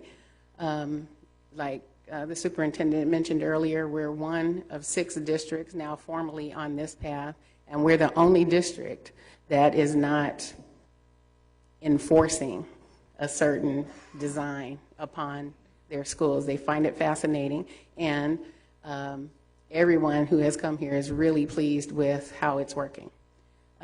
It comes to something that Tim Martin mentioned earlier, just that power of professional collaboration, setting out a goal, going for it, and being flexible enough to change it when you see elements that need to be changed. I also want to thank you, the superintendent, for what is sometimes called defined autonomy. So it's not like we can just run rampant, but we have some parameters to stay within our design elements, of course, and reporting back on our effectiveness periodically. And then, of course, many thanks to the teachers, students, and parents, because they're living it day to day. and it's been exciting but tough. So some details. Over the timeline, our work with BMGF stands for Bill and Melinda Gates Foundation. We had a district committee that chose the 5 design elements because the foundation actually gave us 4, but our district team insisted on having that 5th element, socially engaged contributors, because they kept saying, what's the point of doing all this besides developing a socially engaged contributor? So it was the work of that committee that let us set up the application for the 14-15 year. 22 schools applied, 5 were selected, and they piloted their plan that they had written for their school. In addition, we have 6 working groups, talent, which we refer to as HR, that is talking about what skills do teachers need that might be different? What feedback do we give to teachers that might be different? How do you recruit people with those skills and that can take that feedback? We have a curriculum group in a different setting. You saw the portrait of a graduate that has the 4 areas that we want students to communicate clearly, and those 4 areas. So that was the work started with the curriculum group, because if we're going to have competency-based advancement, you have to have an end picture in mind. So now that we have that portrait of a graduate, we can backwards map what competencies for students. There's a technology group, there's a finance group, and there's a communications group. So those 6 groups were named this past year, and the talent and curriculum groups did a good amount of work. The other groups mostly have talked about what they want to do upcoming. So this coming year, the 5 schools that piloted their elements will actually launch. The talent and curriculum committees will continue on with their work, and then communications and policy will be the next 2 groups to really start up. And finance and tech are always working, but really because our district is so well structured, our technology and finance is taken care of by district structure, so we don't really need a separate plan for that. That's not the only effort, under the foundation are not the only efforts though, because our district has had that commitment to technology integration. We've had, like I said, our digital high school, our RVS, and technology integration all along. We have had, as you know, you can't stop our principals, so we didn't just have 5. We had some Explore on Your Own schools that were still implementing the design elements. We enhanced our offering of online courses this year. Credit recovery went from 1 or 2 programs to the comprehensive high schools, and we built our scope and sequence for both digital citizenship, TK-12, literacy, TK-12, and we have 3 to 5 lessons per grade level for each grade in citizenship and in literacy. So this coming year, we had, I think, 5 schools apply and 3 got selected: Arlington, Poly, and Monroe. Also, school written plans. They will pilot their elements this year, and then of course we'll have Explore on Your Own schools that are doing certain pieces. So that is a bit about timeline. For our 5 schools, just a little taste, 1 sentence about their plans, because you know they have a 10 or 15 page plan each. Hawthorne is basing, they had success with a CTA grant that they've gotten, so theirs is patterned on their prior success. Liberty is a no excuses university school, and they wanted to highlight maker spaces, so they're featuring that at their school. Gage is supporting growth mindset, and they have a robust practice at school of already of having essential questions guide student work, so now they're doing that with technology integration. Sierra has been flexing their time with students for intervention and support, and for their learner profile, they chose not to use the tools we offered. They wanted to see how career cruising worked for them, because they do have some student interest, aspiration, information, and they pair that with careers that match that. And then Uni is designing a learning path, not fully gamification, but really kind of the student learns their own learning style, whether they need it fully scaffolded by the teacher, partly scaffolded by the teacher, or mostly independent. So now in some of the classrooms, when you walk into Uni, same content, 3 choices of how to learn. Some details about the grant: we'll get nearly $3 million over 2 years' time. The schools now will have a person in the role of project manager to support them. They'll also have an instructional coach, and we'll have a staff developer at the district level for this. We'll have a project manager at the district level. Last year was 40%, this year will be 100%. The grant also includes a release time for schools to collaborate, develop, revise, and enhance their plan. It includes some resources to work with the consultants. Last year we worked with Ed Elements quite a bit, and they really enhanced our schools' ability to see beyond where they were. It supports some professional development, and this year with the grant we have an expectation to host the other 5 districts and to visit the other 5 districts. So our best event for hosting is the Personalized Learning Summit, which this year will be December 10th and 11th, and then we'll have a few slots at each district throughout the year. So as their events come up, we'll be able to see the other 5. So that's one consideration, the visits, our Personalized Learning Summit. One condition of the grant is our classes that are in the launch schools do have to take a pre and post test in fall and spring. So that's adding an hour for reading and math. The Gates Foundation happens to use NWEA is the well-known organization used many places. Around here, I think probably the closest district is Poway that uses it. And the test is called MAPS, Measures of Academic Progress. It's online, reading and math, and it'll give us a beginning and an end. And then there'll also be some visits from Rand Corporation and others just coming to take a look at our work. So that's the quick overview. I'd happy to take any questions, comments, or direction you have. Thank you. Mrs. Lock-Dawson. I just wanted to thank you, Renee. And I know a lot of staff have put in time for this, and it's been, but for professionalizing the effort and bringing it all together. It was sort of scattered and a little bit confusing, and I think you've made great sense of it. So I very much appreciate that. Thank you. Mr. Hunt. I echo that too, Mrs. Hill, Assistant Superintendent Hill. Help me understand just one thing, if you would.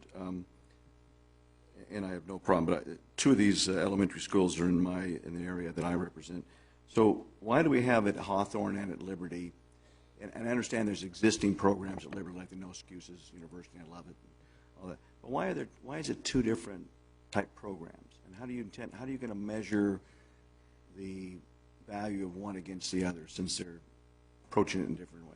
The reason why it's 2 different programs is because we chose a model where each school writes their own implementation. So the commonality is that they have to do the 5 design elements, and they have to go full school.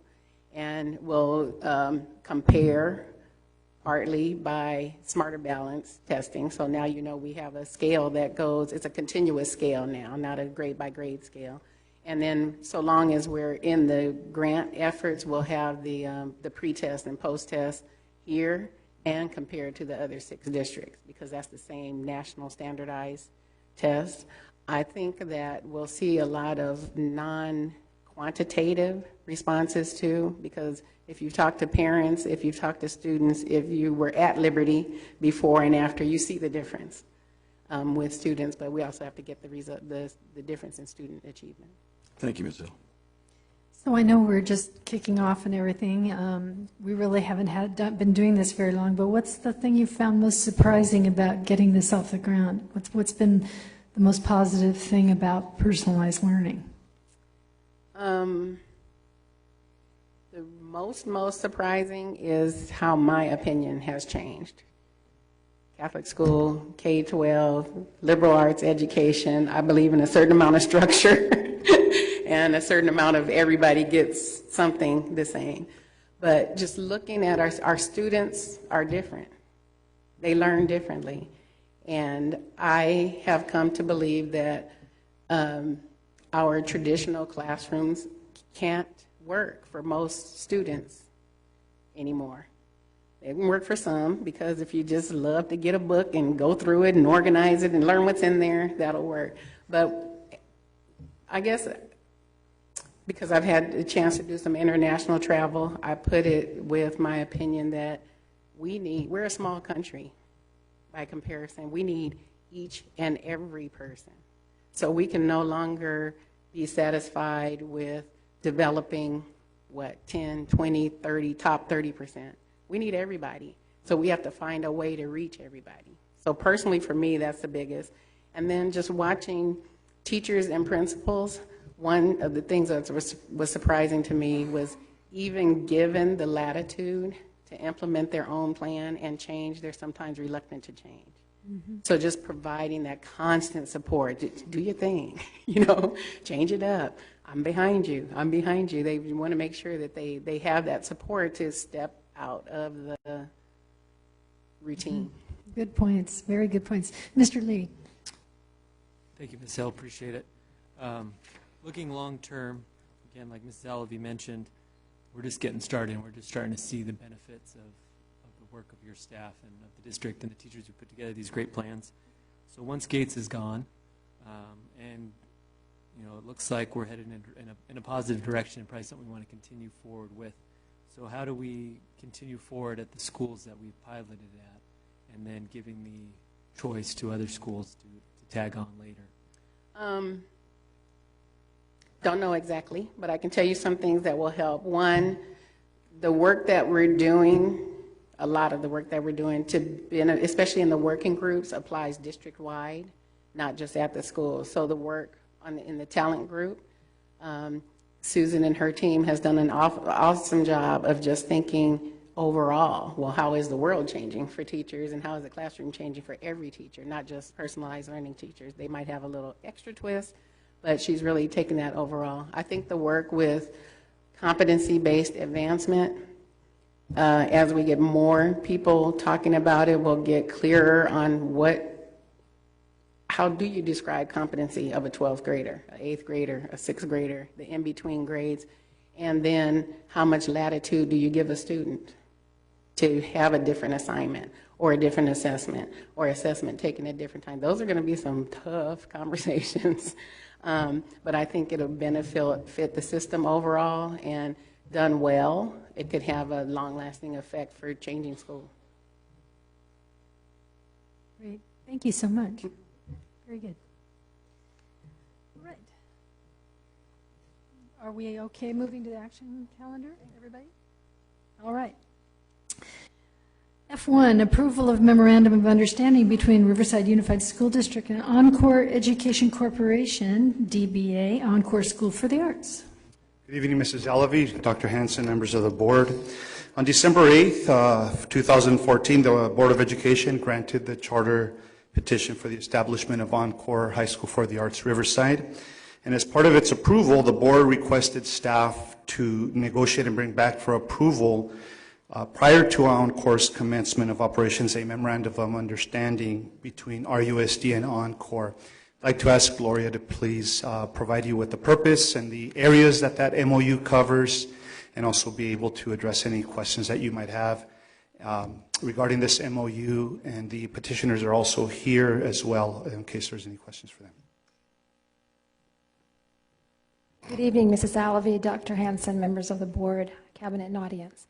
As Mr. Garcia said, we have before you the memorandum of understanding for Encore for the charter school that you approved back in December.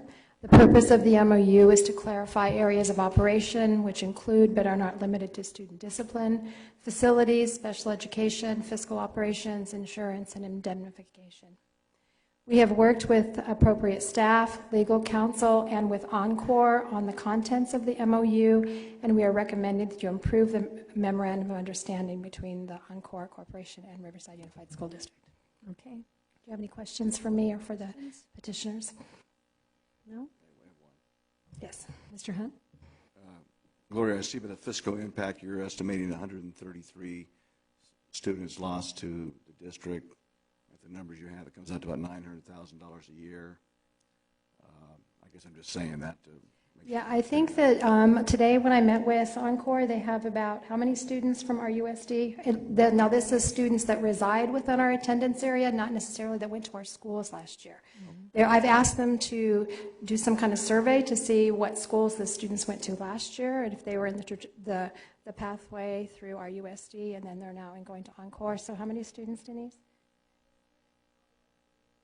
About 100, about a third. So we know they're, as you said, it's one of the finest applications you've ever seen. We know their reputation in the high desert, how well they did up there, and we wish them success. But I just wanted to understand, it's the people's money. It belongs to the students, and where the parents want to take them, that's great. Yes. I would move for approval of the memorandum of understanding as presented. Thank you. Do I have a second? Second. Any further discussion? All those in favor say aye. Aye. Or, no, I'm sorry. We're going to be voting. Oh, we're going to do it. We're going to vote. Got carried away there. Okay. That does pass. Thank you. Thank you very much. All right. Item F2, secondary courses proposed for adoption. Good evening again. Mrs. Alavi, Dr. Hanson, members of the board, this evening we bring forth before you a total of 29 courses for you to consider for adoption. All 29 courses are high school courses, and they fall under three different educational areas: physical education, career technical education, and some online elective courses. In the area of physical education, we have a course called Walking for Lifetime Fitness. This course was submitted by Martin Luther King High School. And the two courses, Digital Arts and Commercial Art, were also submitted by Martin Luther King High School. And Mr. Gary Rowler is here to give you some details about those three courses. And then the online elective courses, there's 26 of them, and Mr. Dietz will give you some information about those courses in general and be able to answer any questions that you might have about those courses. So I'll ask Gary to come on up. Very good.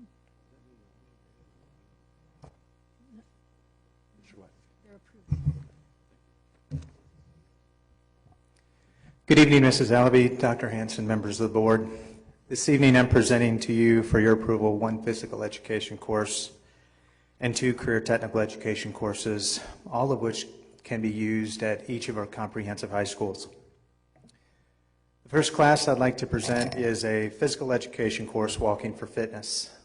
The need for this course is derived from conversations with multiple physical education teachers at different comprehensive high schools.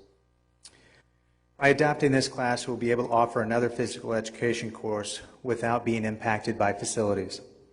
Furthermore, by offering this course, students who might not have been able to enroll in a physical education course due to medical concerns such as asthma, orthopedic issues, or those simply on a modified physical education program will now be able to enroll in a physical education course that meets their needs. When this course was presented to the instructional subcommittee, there were a couple of questions that were brought up by the board members. One of those was, does this meet the statewide physical education requirements? And the answer to that is yes. This course meets some of those 8 required areas of instruction. And when you put that in combination with the prerequisite for Walking for Fitness, Physical Education 9, Riverside Unified School District's course of study for physical education meets all 8 requirements. The second question that came up was, is there a component of healthy eating? The answer to that question is also yes. In conversations with our physical education teachers, one of the things that they pride themselves on is impressing upon the students the need to have a healthy diet as well as participate in physical activity to maintain good health. Before I move on to the next slide, does anyone have any questions about the current course? No. The next two courses offered for your approval are Digital Arts and Commercial Art. These two classes are a result of the California Career Pathways Trust implementation grant that examined the need for students to gain employment in high-paying, high-demand careers and were designed to meet the needs to bolster the current CTE A through G courses to better prepare students for graduation, 21st century workplace, and improve student transition into post-secondary education. These two courses are part of the manufacturing product development industry sector and the graphic design production technology pathway.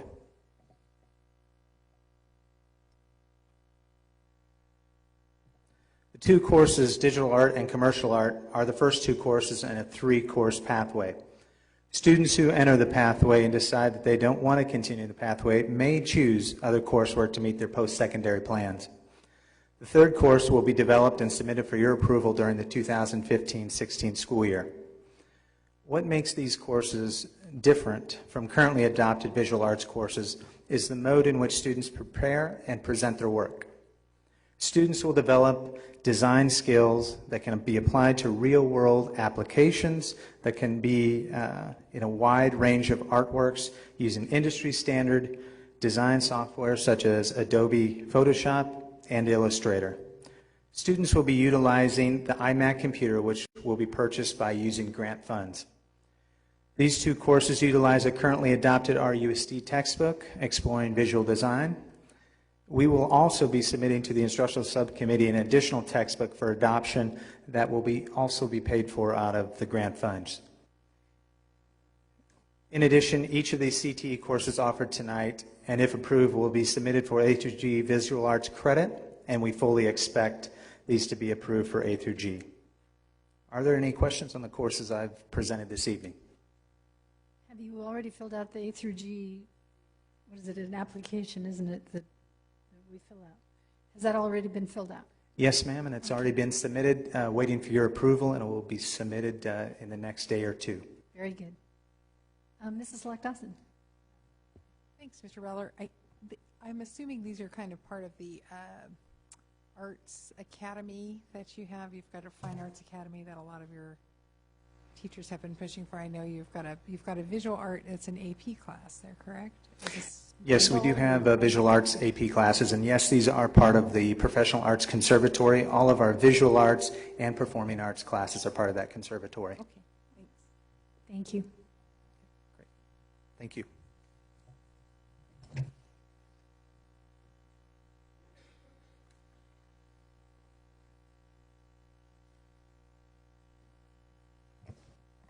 Good evening, Ms. Alvey, board members, Dr. Hanson. Gary got 3 slides and I get 1. And I've got 26 classes. I feel like there's an equity issue with that, King and EOC. But so we're putting forward a lot of courses. There's actually 3 sets of courses here. The first set is the first class, which is Microsoft IT Academy. This is also a CTE pathway, and this is the first year that we'll be developing. The second year, this class is will lead students to acquire certification. This would be the beginning certification where they would learn basically all of the software that Microsoft has to offer.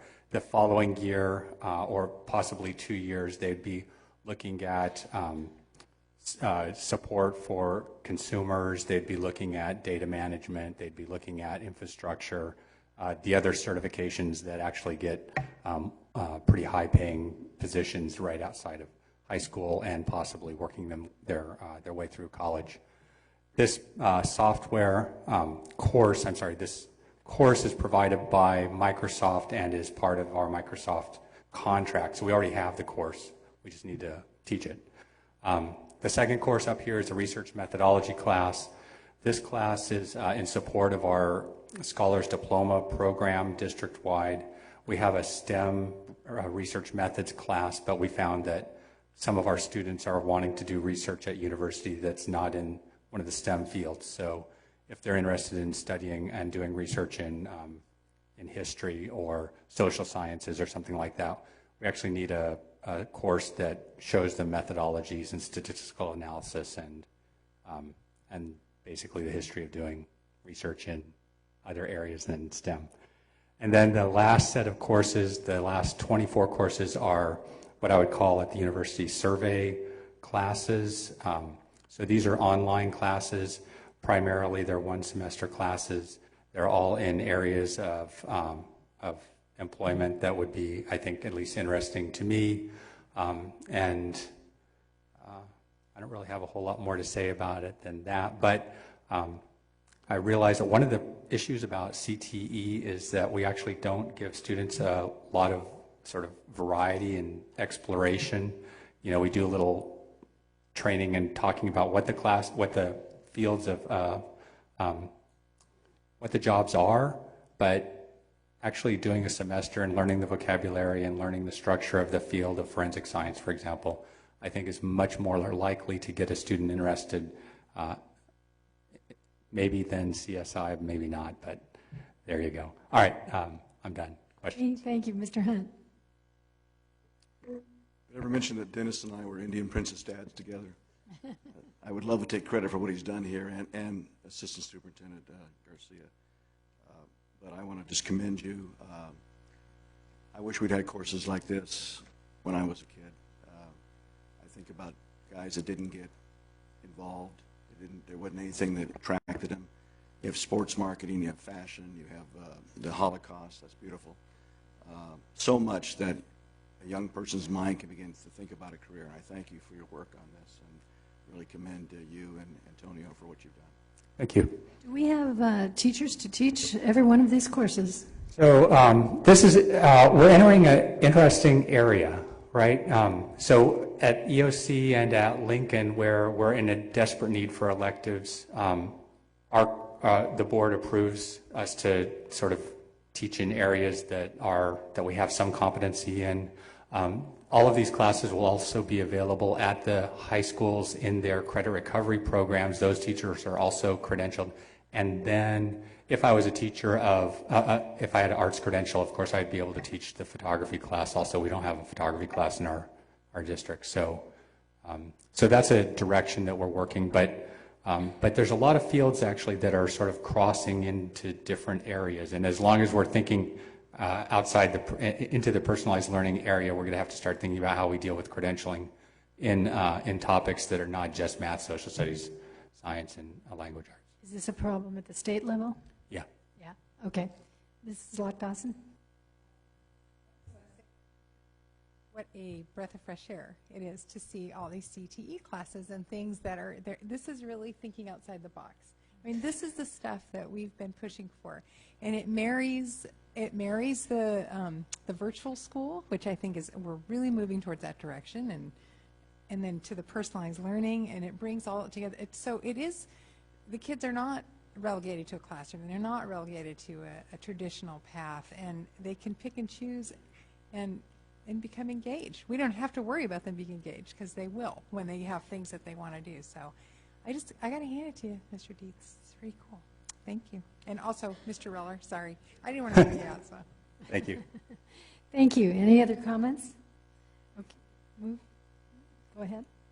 I would, again, with thanks to the staff and Mr. Reller, I left him out. Sorry, Gary. I would move for approval of the item. F2. Yes. Do I hear a second? And Mrs. Lock-Dawson seconds. Any further discussion? Please vote. Though that did pass. Thank you very much. Thank you very much. And you're all, of course, welcome to come to EOC and take some classes if you want. I'd like that. I do. There were some that were very interesting. Careful what you offer. Okay. F3, approval of the new transitional kindergarten report card. Good evening again. I would actually like to introduce the next two items and then have Mr. Brad Shearer and Ms. Carolina Michel come up and provide you with the details of these two items. The first item is the approval of our new transitional kindergarten report card. As you know, we have new legislation that is pointing us in a different direction in terms of our program, and we want to make sure that our report card reflects that. And then the second item then, along with these changes, we are then going to be proposing a change in our policy regarding transitional kindergarten, and as it pertains to students promoting, accelerating, and being retained. So I'll ask Mr. Scheer and Ms. Michel to come on up. Good evening, Mrs. Alavi, Dr. Hanson, and members of the board. And yes, I am here with Ms. Michelle, who is now the Adams principal, as we all know, but has walked through the process all year and helping us transition to a transitional kindergarten program that is more clearly defined and is more clearly a bridge between preschool and kindergarten. And so, because we have, and in April, you adopted new standards for the transitional kindergarten program. We had a team, a committee that wrote those standards because the state didn't provide us with any, so we had to look at the preschool learning foundations and the kindergarten standards and identify what we felt were the appropriate standards for transitional kindergarten. Once we have new standards, of course, we need a new report card. And so tonight we bring to you a request that you approve the transitional kindergarten report card. Just to give you a sense of the process, we really couldn't begin this until April because we had to wait for the standards to be approved. So beginning in April, the committee began work on the report card. They came up with a draft. They shared it with all of our TK teachers who we actually had at a professional development meeting in May. They had an opportunity to provide comment and feedback. We brought it to the extended cabinet in late May and then to the instructional subcommittee in early June. Mrs. Alavi was there as well as Mrs. Cloud, and we got some wonderful feedback from both of them as well as from extended cabinet a couple days earlier. We took it back to our transitional kindergarten committee, and they met again actually the day after school ended. So committed, dedicated people, a good group of people that came and met and then finalized the draft that you see today. And so I'm going to turn it over to Mrs. Michelle to kind of walk through the report card that you see there. You actually have both the proposed new transitional kindergarten report card, and we provided you with a copy of the existing or old report card, which, remember everyone, that is identical. The old one is identical to the kindergarten report card. So it's the same thing. So now the transitional kindergarten is going to be different. So I'll turn it over to Ms. Michelle. Yeah. Mr. Hunt. It's really addressed to you, Ms. Alavi. I know at one time this was supposed to go back to your communications committee. Did y'all get a chance to do that? No, we ran this through the instruction committee. Instruction committee. Okay, I'm sorry. Yes. So it did go. Okay. Yes, Thank it you did. very much for that. So good evening, President Kathy Alavi, Dr. Hanson, and board members. Thank you for allowing us to be here and present to you the proposed transitional kindergarten report card based on our transitional kindergarten standards. You'll note that the performance marks do look very similar to the current kindergarten through 6th grade performance marks, 4 through 2, with the exception of a W, you'll see, which you want to share with parents that if a child is receiving a W, that is, the work is in progress and that child needs, of course, more time to experience the learning. And we don't want to send a message to the student that the child is failing in transitional kindergarten because it is year 1 of a 2-year kindergarten program. Then we move on to the social emotional development. That in transitional kindergarten, it is a cornerstone of development. So we've developed standards in that area, of course, all aligned to the preschool learning foundations and the kindergarten standards. Then we move on to language arts, which are very similar to the kindergarten standards, but of course aligned to preschool also. And we have mathematics standards for transitional kindergarten. If you move over to the other side, we have additional curricular areas, which as a committee we chose to share history and social science, and visual and performing arts with the parents with a plus, check, or minus. Then we move on to physical development. Physical development, transitional kindergarten is also another area of emphasis. So transitional kindergarten standards were also written for those areas. We move on to other program participation, which is what we have currently for the other grades, special education, English learner, Title I, and other. And then you'll notice down at the last part that TK students are not subject to retention because they are participating again in year 1 of a 2-year program. So this is our proposed draft of a transitional kindergarten report card that's aligned to those kindergarten TK standards. Right. And I will add that when I was sitting in for you, Mr. Lee, sorry I usurped your position, but we did sort of tear apart the first draft, and this shows the changes that were suggested by the committee, and it's very much improved. So thank you. I would just add a couple other things too, just so that you know how we're communicating with parents. So Mrs. Michelle and I have discussed this, and whoever her replacement is, we'll be working with that person, but we're going to craft a little PowerPoint for our TK teachers to use with their parents during back to school night to kind of walk through the report card, to walk through the changes in the TK course. So we're going to try to provide that support for our teachers. As of course, when we have parent conferences, our parents do meet with the teachers, and a general practice is for the teachers to walk through the report card and really help them understand the contents of that. And then finally, we will also have a cover letter, as we did with last year's report card, that will have a friendly explanation of the changes, and that'll be attached to the report card. And then it'll be connected to a parent guide that'll be available online with further descriptions of terms, as well as we'll have copies of those at the schools. So I wanted to make sure that our parents are able to understand the report card and have their questions answered. Good. Is there any further questions on Mr. Hunt? Just how many languages will we be offering this in? This will be in English and in Spanish. In Spanish. Yes. The Spanish translation has already been completed, the draft. The Spanish translation has been completed. Thank you, ma'am. Okay. I think we're going to take these two together. That's okay. Go ahead. I just want to share with you that the transitional kindergarten teachers are extremely happy with moving forward, and they're excited about the new standards, the new curriculum, and I want to personally invite you to come visit our transitional kindergarten classrooms next year. I think you'll enjoy what you'll see. Thank you. I'd like that. Is there... That concludes our presentation. If you want to take action on the report cards, we encourage you. Well, I thought we were going to take them. So go out.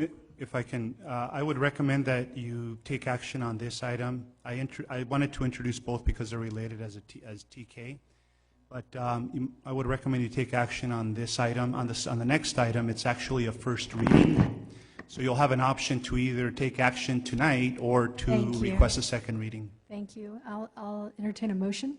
So moved. Mr. Hunt moves. Do I hear a second? Okay. Mrs. Lock-Dawson, any further discussion? Please vote.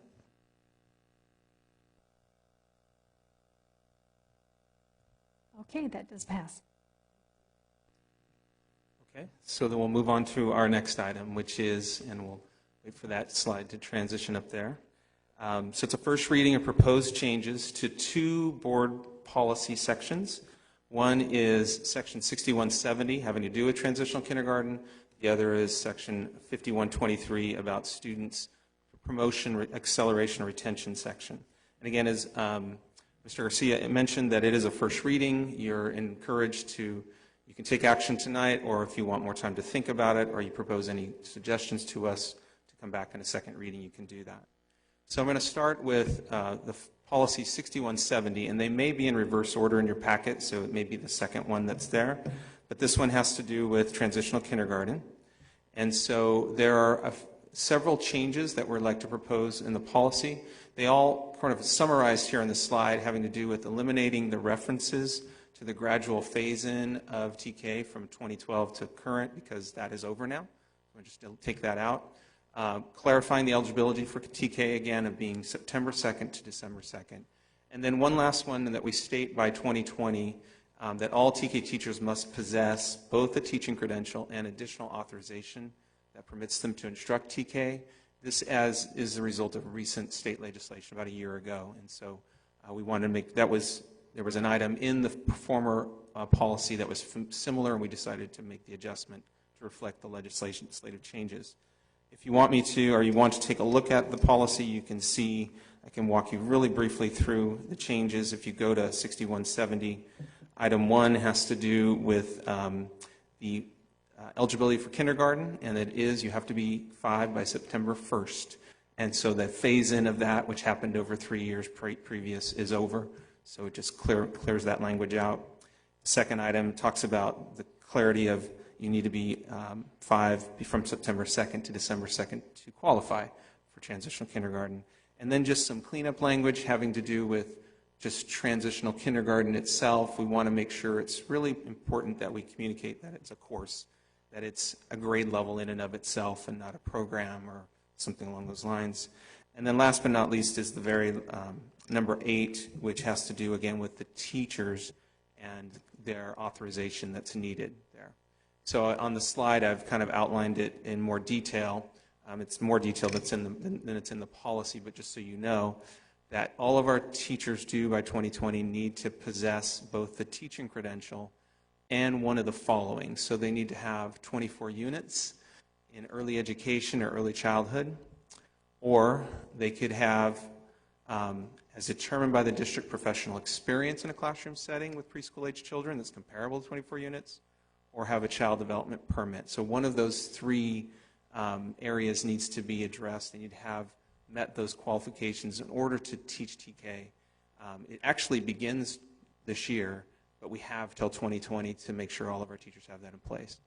Just as an interesting aside, that middle item, which is very vague and a little bit unclear, we've received more recent clarification on that, and we do understand that we can grandfather our current TK teachers to teach TK going forward under certain conditions. They have to stay in the TK course and continue to teach TK. As soon as they leave teaching TK, then they would, if they were to come back, they'd have to have the units or the permit.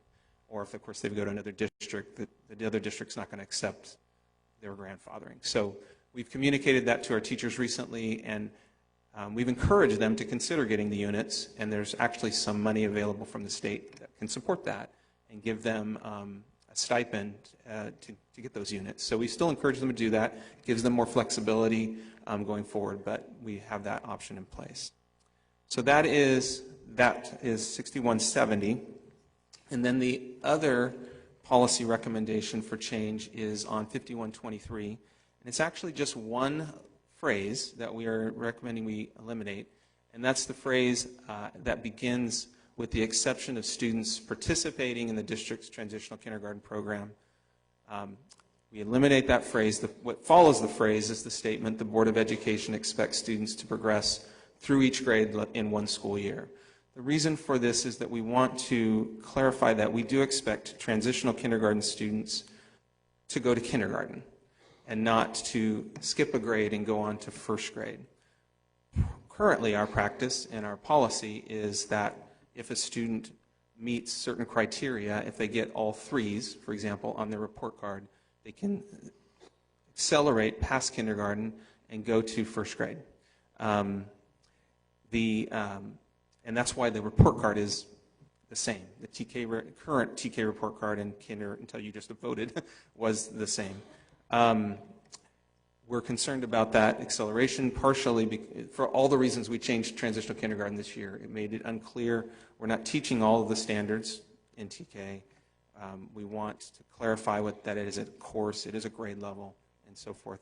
We, in our rules and regs, we are providing for a possibility of acceleration, that there would be a process that the parent did want to accelerate their child.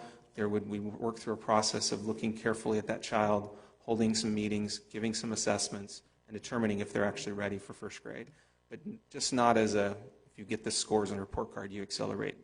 Just in the same way we don't do that with any other grade level. You know, you can accelerate from second to fourth, but it's just not if you get certain scores. So, right. So that's the clarifying, that's the reason for the change in the policy. Hope that makes sense. Ms. Trent, did you have a question? Sure. Did this go to the committee, our instructional committee? Yes. Yeah. It did. And their recommendation? Is that it passes muster. What are the hours of TK? How? They're the same as kindergarten, so they are attending the full day. Full day, all right. And while it's not, it is compulsory that parents put their child in, how often in your experience as an educator and one of our leaders, do we see parents holding children back till 6 years old? Is that, 4 out of 10 or whatever? Holding them back to go to first grade or holding them back for kindergarten? Kindergarten. It's not infrequent. It's not, I don't know if I could put a percentage on it. It's probably not high, but it happens, and there are parents that do see the value of waiting. Does this become a challenge for Dr. Lewis in trying to make sure he has the space? Or do we know pretty much in advance, I mean, since it is elective? And we're starting a year, we're going to start, 2 months earlier now? Right. So that's some more kids. Is there You know, I don't know if I could speak exactly to that, if it's Dr. Lewis wants to speak to it, or Mrs. Calhoun's not here, but I know projections are made as to expected kindergarten and TK enrollment. Yes, Mr. Hunt, we don't generally have a problem with projecting the TK. We've had some experience over the years, and so we know pretty much what to expect. And bottom line is they're going to be in TK or they're going to be in kindergarten, and so we can accommodate them. Thank you, sir. And then lastly, sure, great program. Really excited about it. I like the way you put together the board policy. Thank you. If that's to be our words. How do you plan to advertise this out to the public so they can understand the opportunity for TK? This is Michelle. Look at that. Let me share with you. Thank you. Currently in our district website, we do have transitional kindergarten information. That information has also been built into a brochure that we've distributed to sites. And what we did this year, distributed to our public libraries, and also brought it to our preschools, surrounding preschools, such as the one by Bobby Bonds and the Casablanca area. Give some information to that coordinator. And I've also, of course, been available to anyone who would like to speak to me over the phone and sent them information regarding transitional kindergarten. Yeah, on our website too, I assume. Yes, sir. On our district website, we have a transitional kindergarten icon that leads the parents to the information. Thank you. Good work. Appreciate it. Okay, this is a first reading, unless we have a motion for approval. Do I hear a second? Second. Further discussion? All right, let's vote.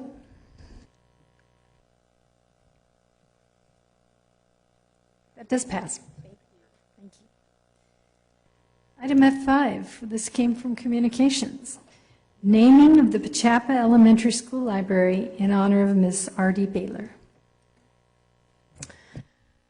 The Communications Board Subcommittee got together at our last two meetings, and Patricia Locke-Dawson and Gail Cloud are members of that committee, and made a recommendation to have the elementary library at Pachapa be named in the honor of longtime board member R.D. Baylor. And her family was communicated with. Patricia talked to her family, and because Artie's been volunteering at many schools, and they thought that Pachapa was suited for, that she had helped out at that school, and they thought that would be a good place. And I called the principal and talked to her, so she wouldn't be surprised that we'd be talking about it tonight. She thought it was lovely. Thank you. Is there any comments you'd like to make? Mr. Hunt? Mrs. Locke-Dawson, what is y'all's, or is it thoughts similar to what we did with Mr. Lou or Mr. Littlewurst? You're going to have outside signage that's permanent, and then something on the inside talking about her. Particularly, I'm a board member, that's great, but her education volunteerism after her retirement is exemplary. That'll be discussed as we come up through communications. We haven't gotten to exactly how it's going to be, but you're right, that's in the spirit, and the idea is what we're thinking. And then having a grand opening or a reopening or rechristening of it with her family. And I have to tell you that the family was really touched. They were really touched by this, and her daughter was, we gave them some options on what would be good spots for her based on sort of some of her volunteerism and where she was most active, and they chose Pachapa. That was what they did. So this was all with their blessing, and it's just it's one of those nice things we can do for someone that gave so much. If the board approves plans to name the school, we would come back with concrete plans. I mean the library. The library would come back with concrete plans. Yes, thank you very much. Okay, if there's no further discussion, I will entertain a motion. I'll move approval. Thank you. Second, by Mr. Lee. Any further discussion? Please vote. And that does pass. Thank you. Thank you. Item F6, Policy 3585, Automated External Defibrillators, second reading and adoption. Good evening, Ms. Alvey, members of the board, Dr. Hansen. Before you is a brand new board policy that had been before you before for a first reading. There was some feedback that was given by the board as far as locations. They've added 2 additional locations. Those have been updated in the policy. And just as a reminder of what the policy was about, I'm just going to read the purpose. Oops.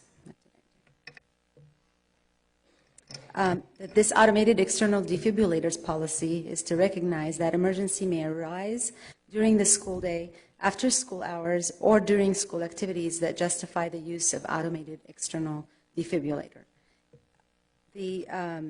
The superintendent designee will establish the regulations to make sure that there's training for all the staff at those sites.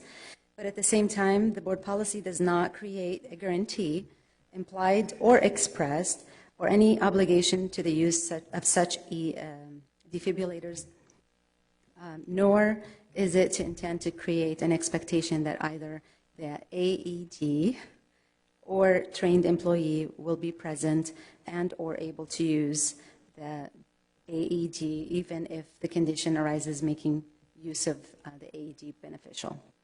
The intent of equipping and training employees in the use of the AEDs is to increase the potential of survival for victims that could have that condition of sudden cardiac arrest.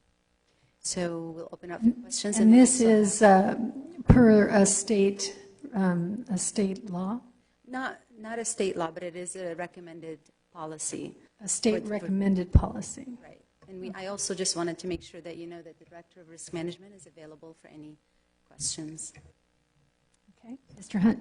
I want to commend the Director of Risk Management for being proactive. Thank you, Ms. Everhart. And the money is money that has been saved over the years and helps to offset some of our policy, our cost. Right. It's through our self-insured plans. If you have no other questions, since I have 5 stents in my heart, I would like to move for approval. It's been moved. I'd like to know who's going to be trained in this room. Well, right. We'll see who gets trained. Be good to them. It has been moved. Do I hear a second? Mrs. Lockdawson? Okay. If there's no further discussion, let's vote on that, please. That does pass. Thank you. Okay, and our last item here, F7, 21516, Declaration of Need for Fully Qualified Educators. Well, when Dennis was up here, you do have to have credentials for those programs. So that fits in with this. Each year we come with a declaration of need for fully qualified educators. And sometimes there are areas where we need to have limited permits given to certain areas. On 660 in your packet, there is a chart of limited assignment permits that we give each year. In years past, we've had to have some multiple subject credentials, but as you can see, we have plenty of multiple subject credential teachers now. We are estimating we'll need about 10 single subject credentials, often in math and science still. And in special education, 10. We're still having difficulty getting special education teachers, as is the state of California. So about a total of 20. And on the last page, 661, you'll see that we are participating with some intern programs at Cal Baptist University, UC Riverside, National, Chapman, University of La Verne, University of Redlands, and Fullerton, if we need interns in these programs. Very good. Are there any questions? Do I have a motion? Mr. Hunt moves. Do I hear a second? Thank you. Any further discussion? All right, let's vote on that, please. Okay, that does pass. Thank you very much. And we've reached the conclusion of our meeting, so let's go ahead and hear from any. Oh, thank you. Thank you very much. Board members' comments. Mr. Lee, do you have anything to add to the meeting? Thank you. Mrs. Lock-Dawson? Things. One, I want to ask Dr. Lewis to please follow up with the folks from the university neighborhood that came tonight. I have to say, I'm a little bit frustrated because, I mean, it was back in April that, I mean, I did ask that we have a public meeting about this, and I'm not sure why it took so long to get them. And then I think we do have a month before school starts. I did offer some mitigating measures to Councilman Melendrez, which is why he was there with the traffic engineer today. And I know I asked Dr. Hansen, Mrs. Alavy, and I did to speak with the city manager about this as well. So I'm hoping at least within our next board meeting, you can come back with some agreed upon mitigated measures that the neighbors at least can make it a little bit palatable, because as a STEM mom, I sit in that traffic picking up my kid, so I know what it's like. And there are some crazy drivers over there doing illegal U-turns. So I just ask that you can bring something back to us, please. Just a couple other things. I wanted to. Well, first, I love that I love those T-shirts that the CSCA had on. Where'd they come from? I mean, as a native of Riverside, it was cool to see them representing Riverside. So. Just to let you know, too, I think I let Mrs. Alavy know this, and Dr. Hansen as well, but I had lunch with the Dean of the Graduate School of Education, Dean Smith, and he's going to come speak to our board in September about sort of what changes they've had for training teachers with Common Core and some other things. But also he's asked me to sit on this Graduate School of Education's Community Advisory Committee. So they have their first meeting on September 17th, so I just wanted to give you a heads up that I'll be attending that, and I'll come back and let you know what it entails and what they're looking for. But it's just another example, I think, of strengthening our partnerships with UCR, which is just wonderful that we're continuing on that path. So thank you. I'm glad you're going to be on that committee. That could be very positive. I know. I'm kind of excited about congratulations it. on Thanks. that. Mr. Hunt, do you have any comments? You know I do. Yes. On this STEM school, Dr. Lewis, if you'll notice on the gentleman who gave us this, I forgot his name now, but the gentleman that... Woodruff. Thank you, Mr. Woodruff. One, he mentioned that our contractor started at 5:30, and I think even city laws don't allow it to start till... So I'm sure you're looking at it. The second one, Mrs. Alavy, is they asked, point number 6, that STEM school and related safety and traffic issues be added to a future board agenda item.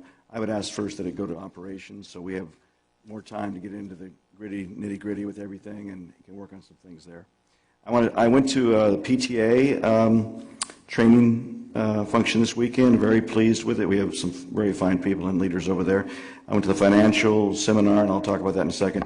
What was outstanding was the parent outreach, where we talked about our SMART program, the Pele program, and Gabriella, whose last name I shouldn't forget, but I have, who runs our parent program, was there to present. It was just an excellent, Tammy Blackmore was a presenter, and what a real treasure we have in that citizen. And so I would ask that at some time we consider it was only 30 minutes between the three of them, and Adriana Corral, if you haven't met her, she's a super hyper parent that gets everything done at Poly. We could ask them to come give us the same. I think it was very informative. I would ask Dr. Hansen again, if I'm sure it's on Dr. Lewis's list, but a Parent Resources Center sign out on Magnolia, so people will know there's a Parent Resources building back there. But excited to hear about their plans and the expansion to Casablanca and other places. Lastly, the Brown Act is what governs all public entities, including us here in the state of California.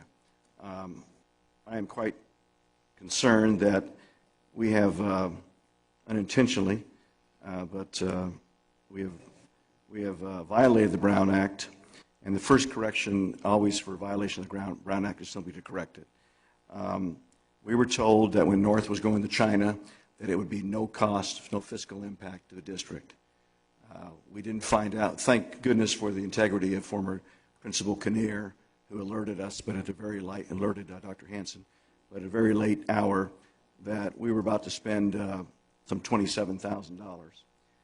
Even though Dr. Hansen did talk to each of us, that's not an official vote. And besides the unprecedented occurrence of this kind of expenditure, we need to go back, has an elected body, has the constitutional officers. I would ask that this item be agendized at the closest meeting we can, and that it be thoroughly covered.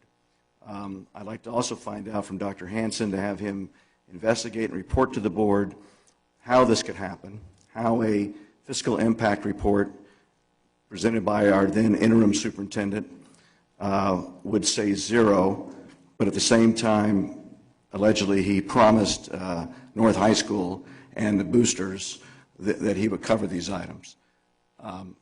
As a former booster parent that organized Poly boys and girls get invited every other year to go play in Hawaii because we're one of the top programs in the West Coast. And I raised money for assistant coaches and coaches to be sure that they were covered. When we're told there's no fiscal impact, that's what it's supposed to mean. And this is a sleight of hand, and it questions the credibility of the person that brought it forward, and it should not, though, impugn our credibility. So let's get it back on the agenda and have it done properly. And I would like to also ask Dr. Hansen to look into if there was a pattern of this by our former CBO who brought these forward, or anyone else did, that say 0 impact, when in fact we were spending thousands of dollars unauthorized. And that's exactly what we did here. I think Mr. Kinnear's explanation, he did 2 trips to China at least when he was principal at North, and never once was a penny of district funds expended. I'm not against discussion of covering a district representative, because we need district representatives to go with these young people where they're going, particularly when you have a large group like there was going to North. But to have our former CBO on his own do this, and I don't throw anyone else under the bus but him. Ms. Sheffield, what is she supposed to do when the interim superintendent says she's going to, it's okay, I'll cover it. But he tells us something different. So let's do this right, and let's then discuss parameters and guidelines that are realistic going forward. Maybe sometimes when we have someone going to China, perhaps the principal has a lot of children, and to come up with, this was $3,200 a piece, I'm told by Jelani this morning, that's a lot of money for an individual to come up with, and if the boosters, which I understand they had, boosters were challenged on this, so let's have a realistic discussion. If there are certain parameters that would allow us to say, well, let's allocate X amount of thousand, but let's understand why we're doing it, and let's make it always public. And so I ask for that. Thank you. Thank you.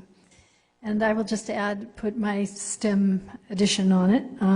I did speak to Councilman Melendrez. I am concerned that so far the discussion rests exclusively for what the district is going to do and not so much what the city might help us with. So I'd really like some help from the city regarding those illegal lanes and the illegal driving that's going on. So I hope that the superintendent and Dr. Lewis will definitely bring that to the city manager's attention and get their help, because this has to be a collaboration between the two. And I would like to now adjourn the meeting in memory of Cynthia Aguirre, Liberty Elementary School student who recently passed away after her courageous battle with cancer. Mrs. Dolores Miller, former RUSD secretary who passed away on June 9th, and Mrs. Norma Nesbitt, former special needs educator at Sunshine Early Childhood Center for 32 years, who passed away on July 3rd. The meeting is now adjourned.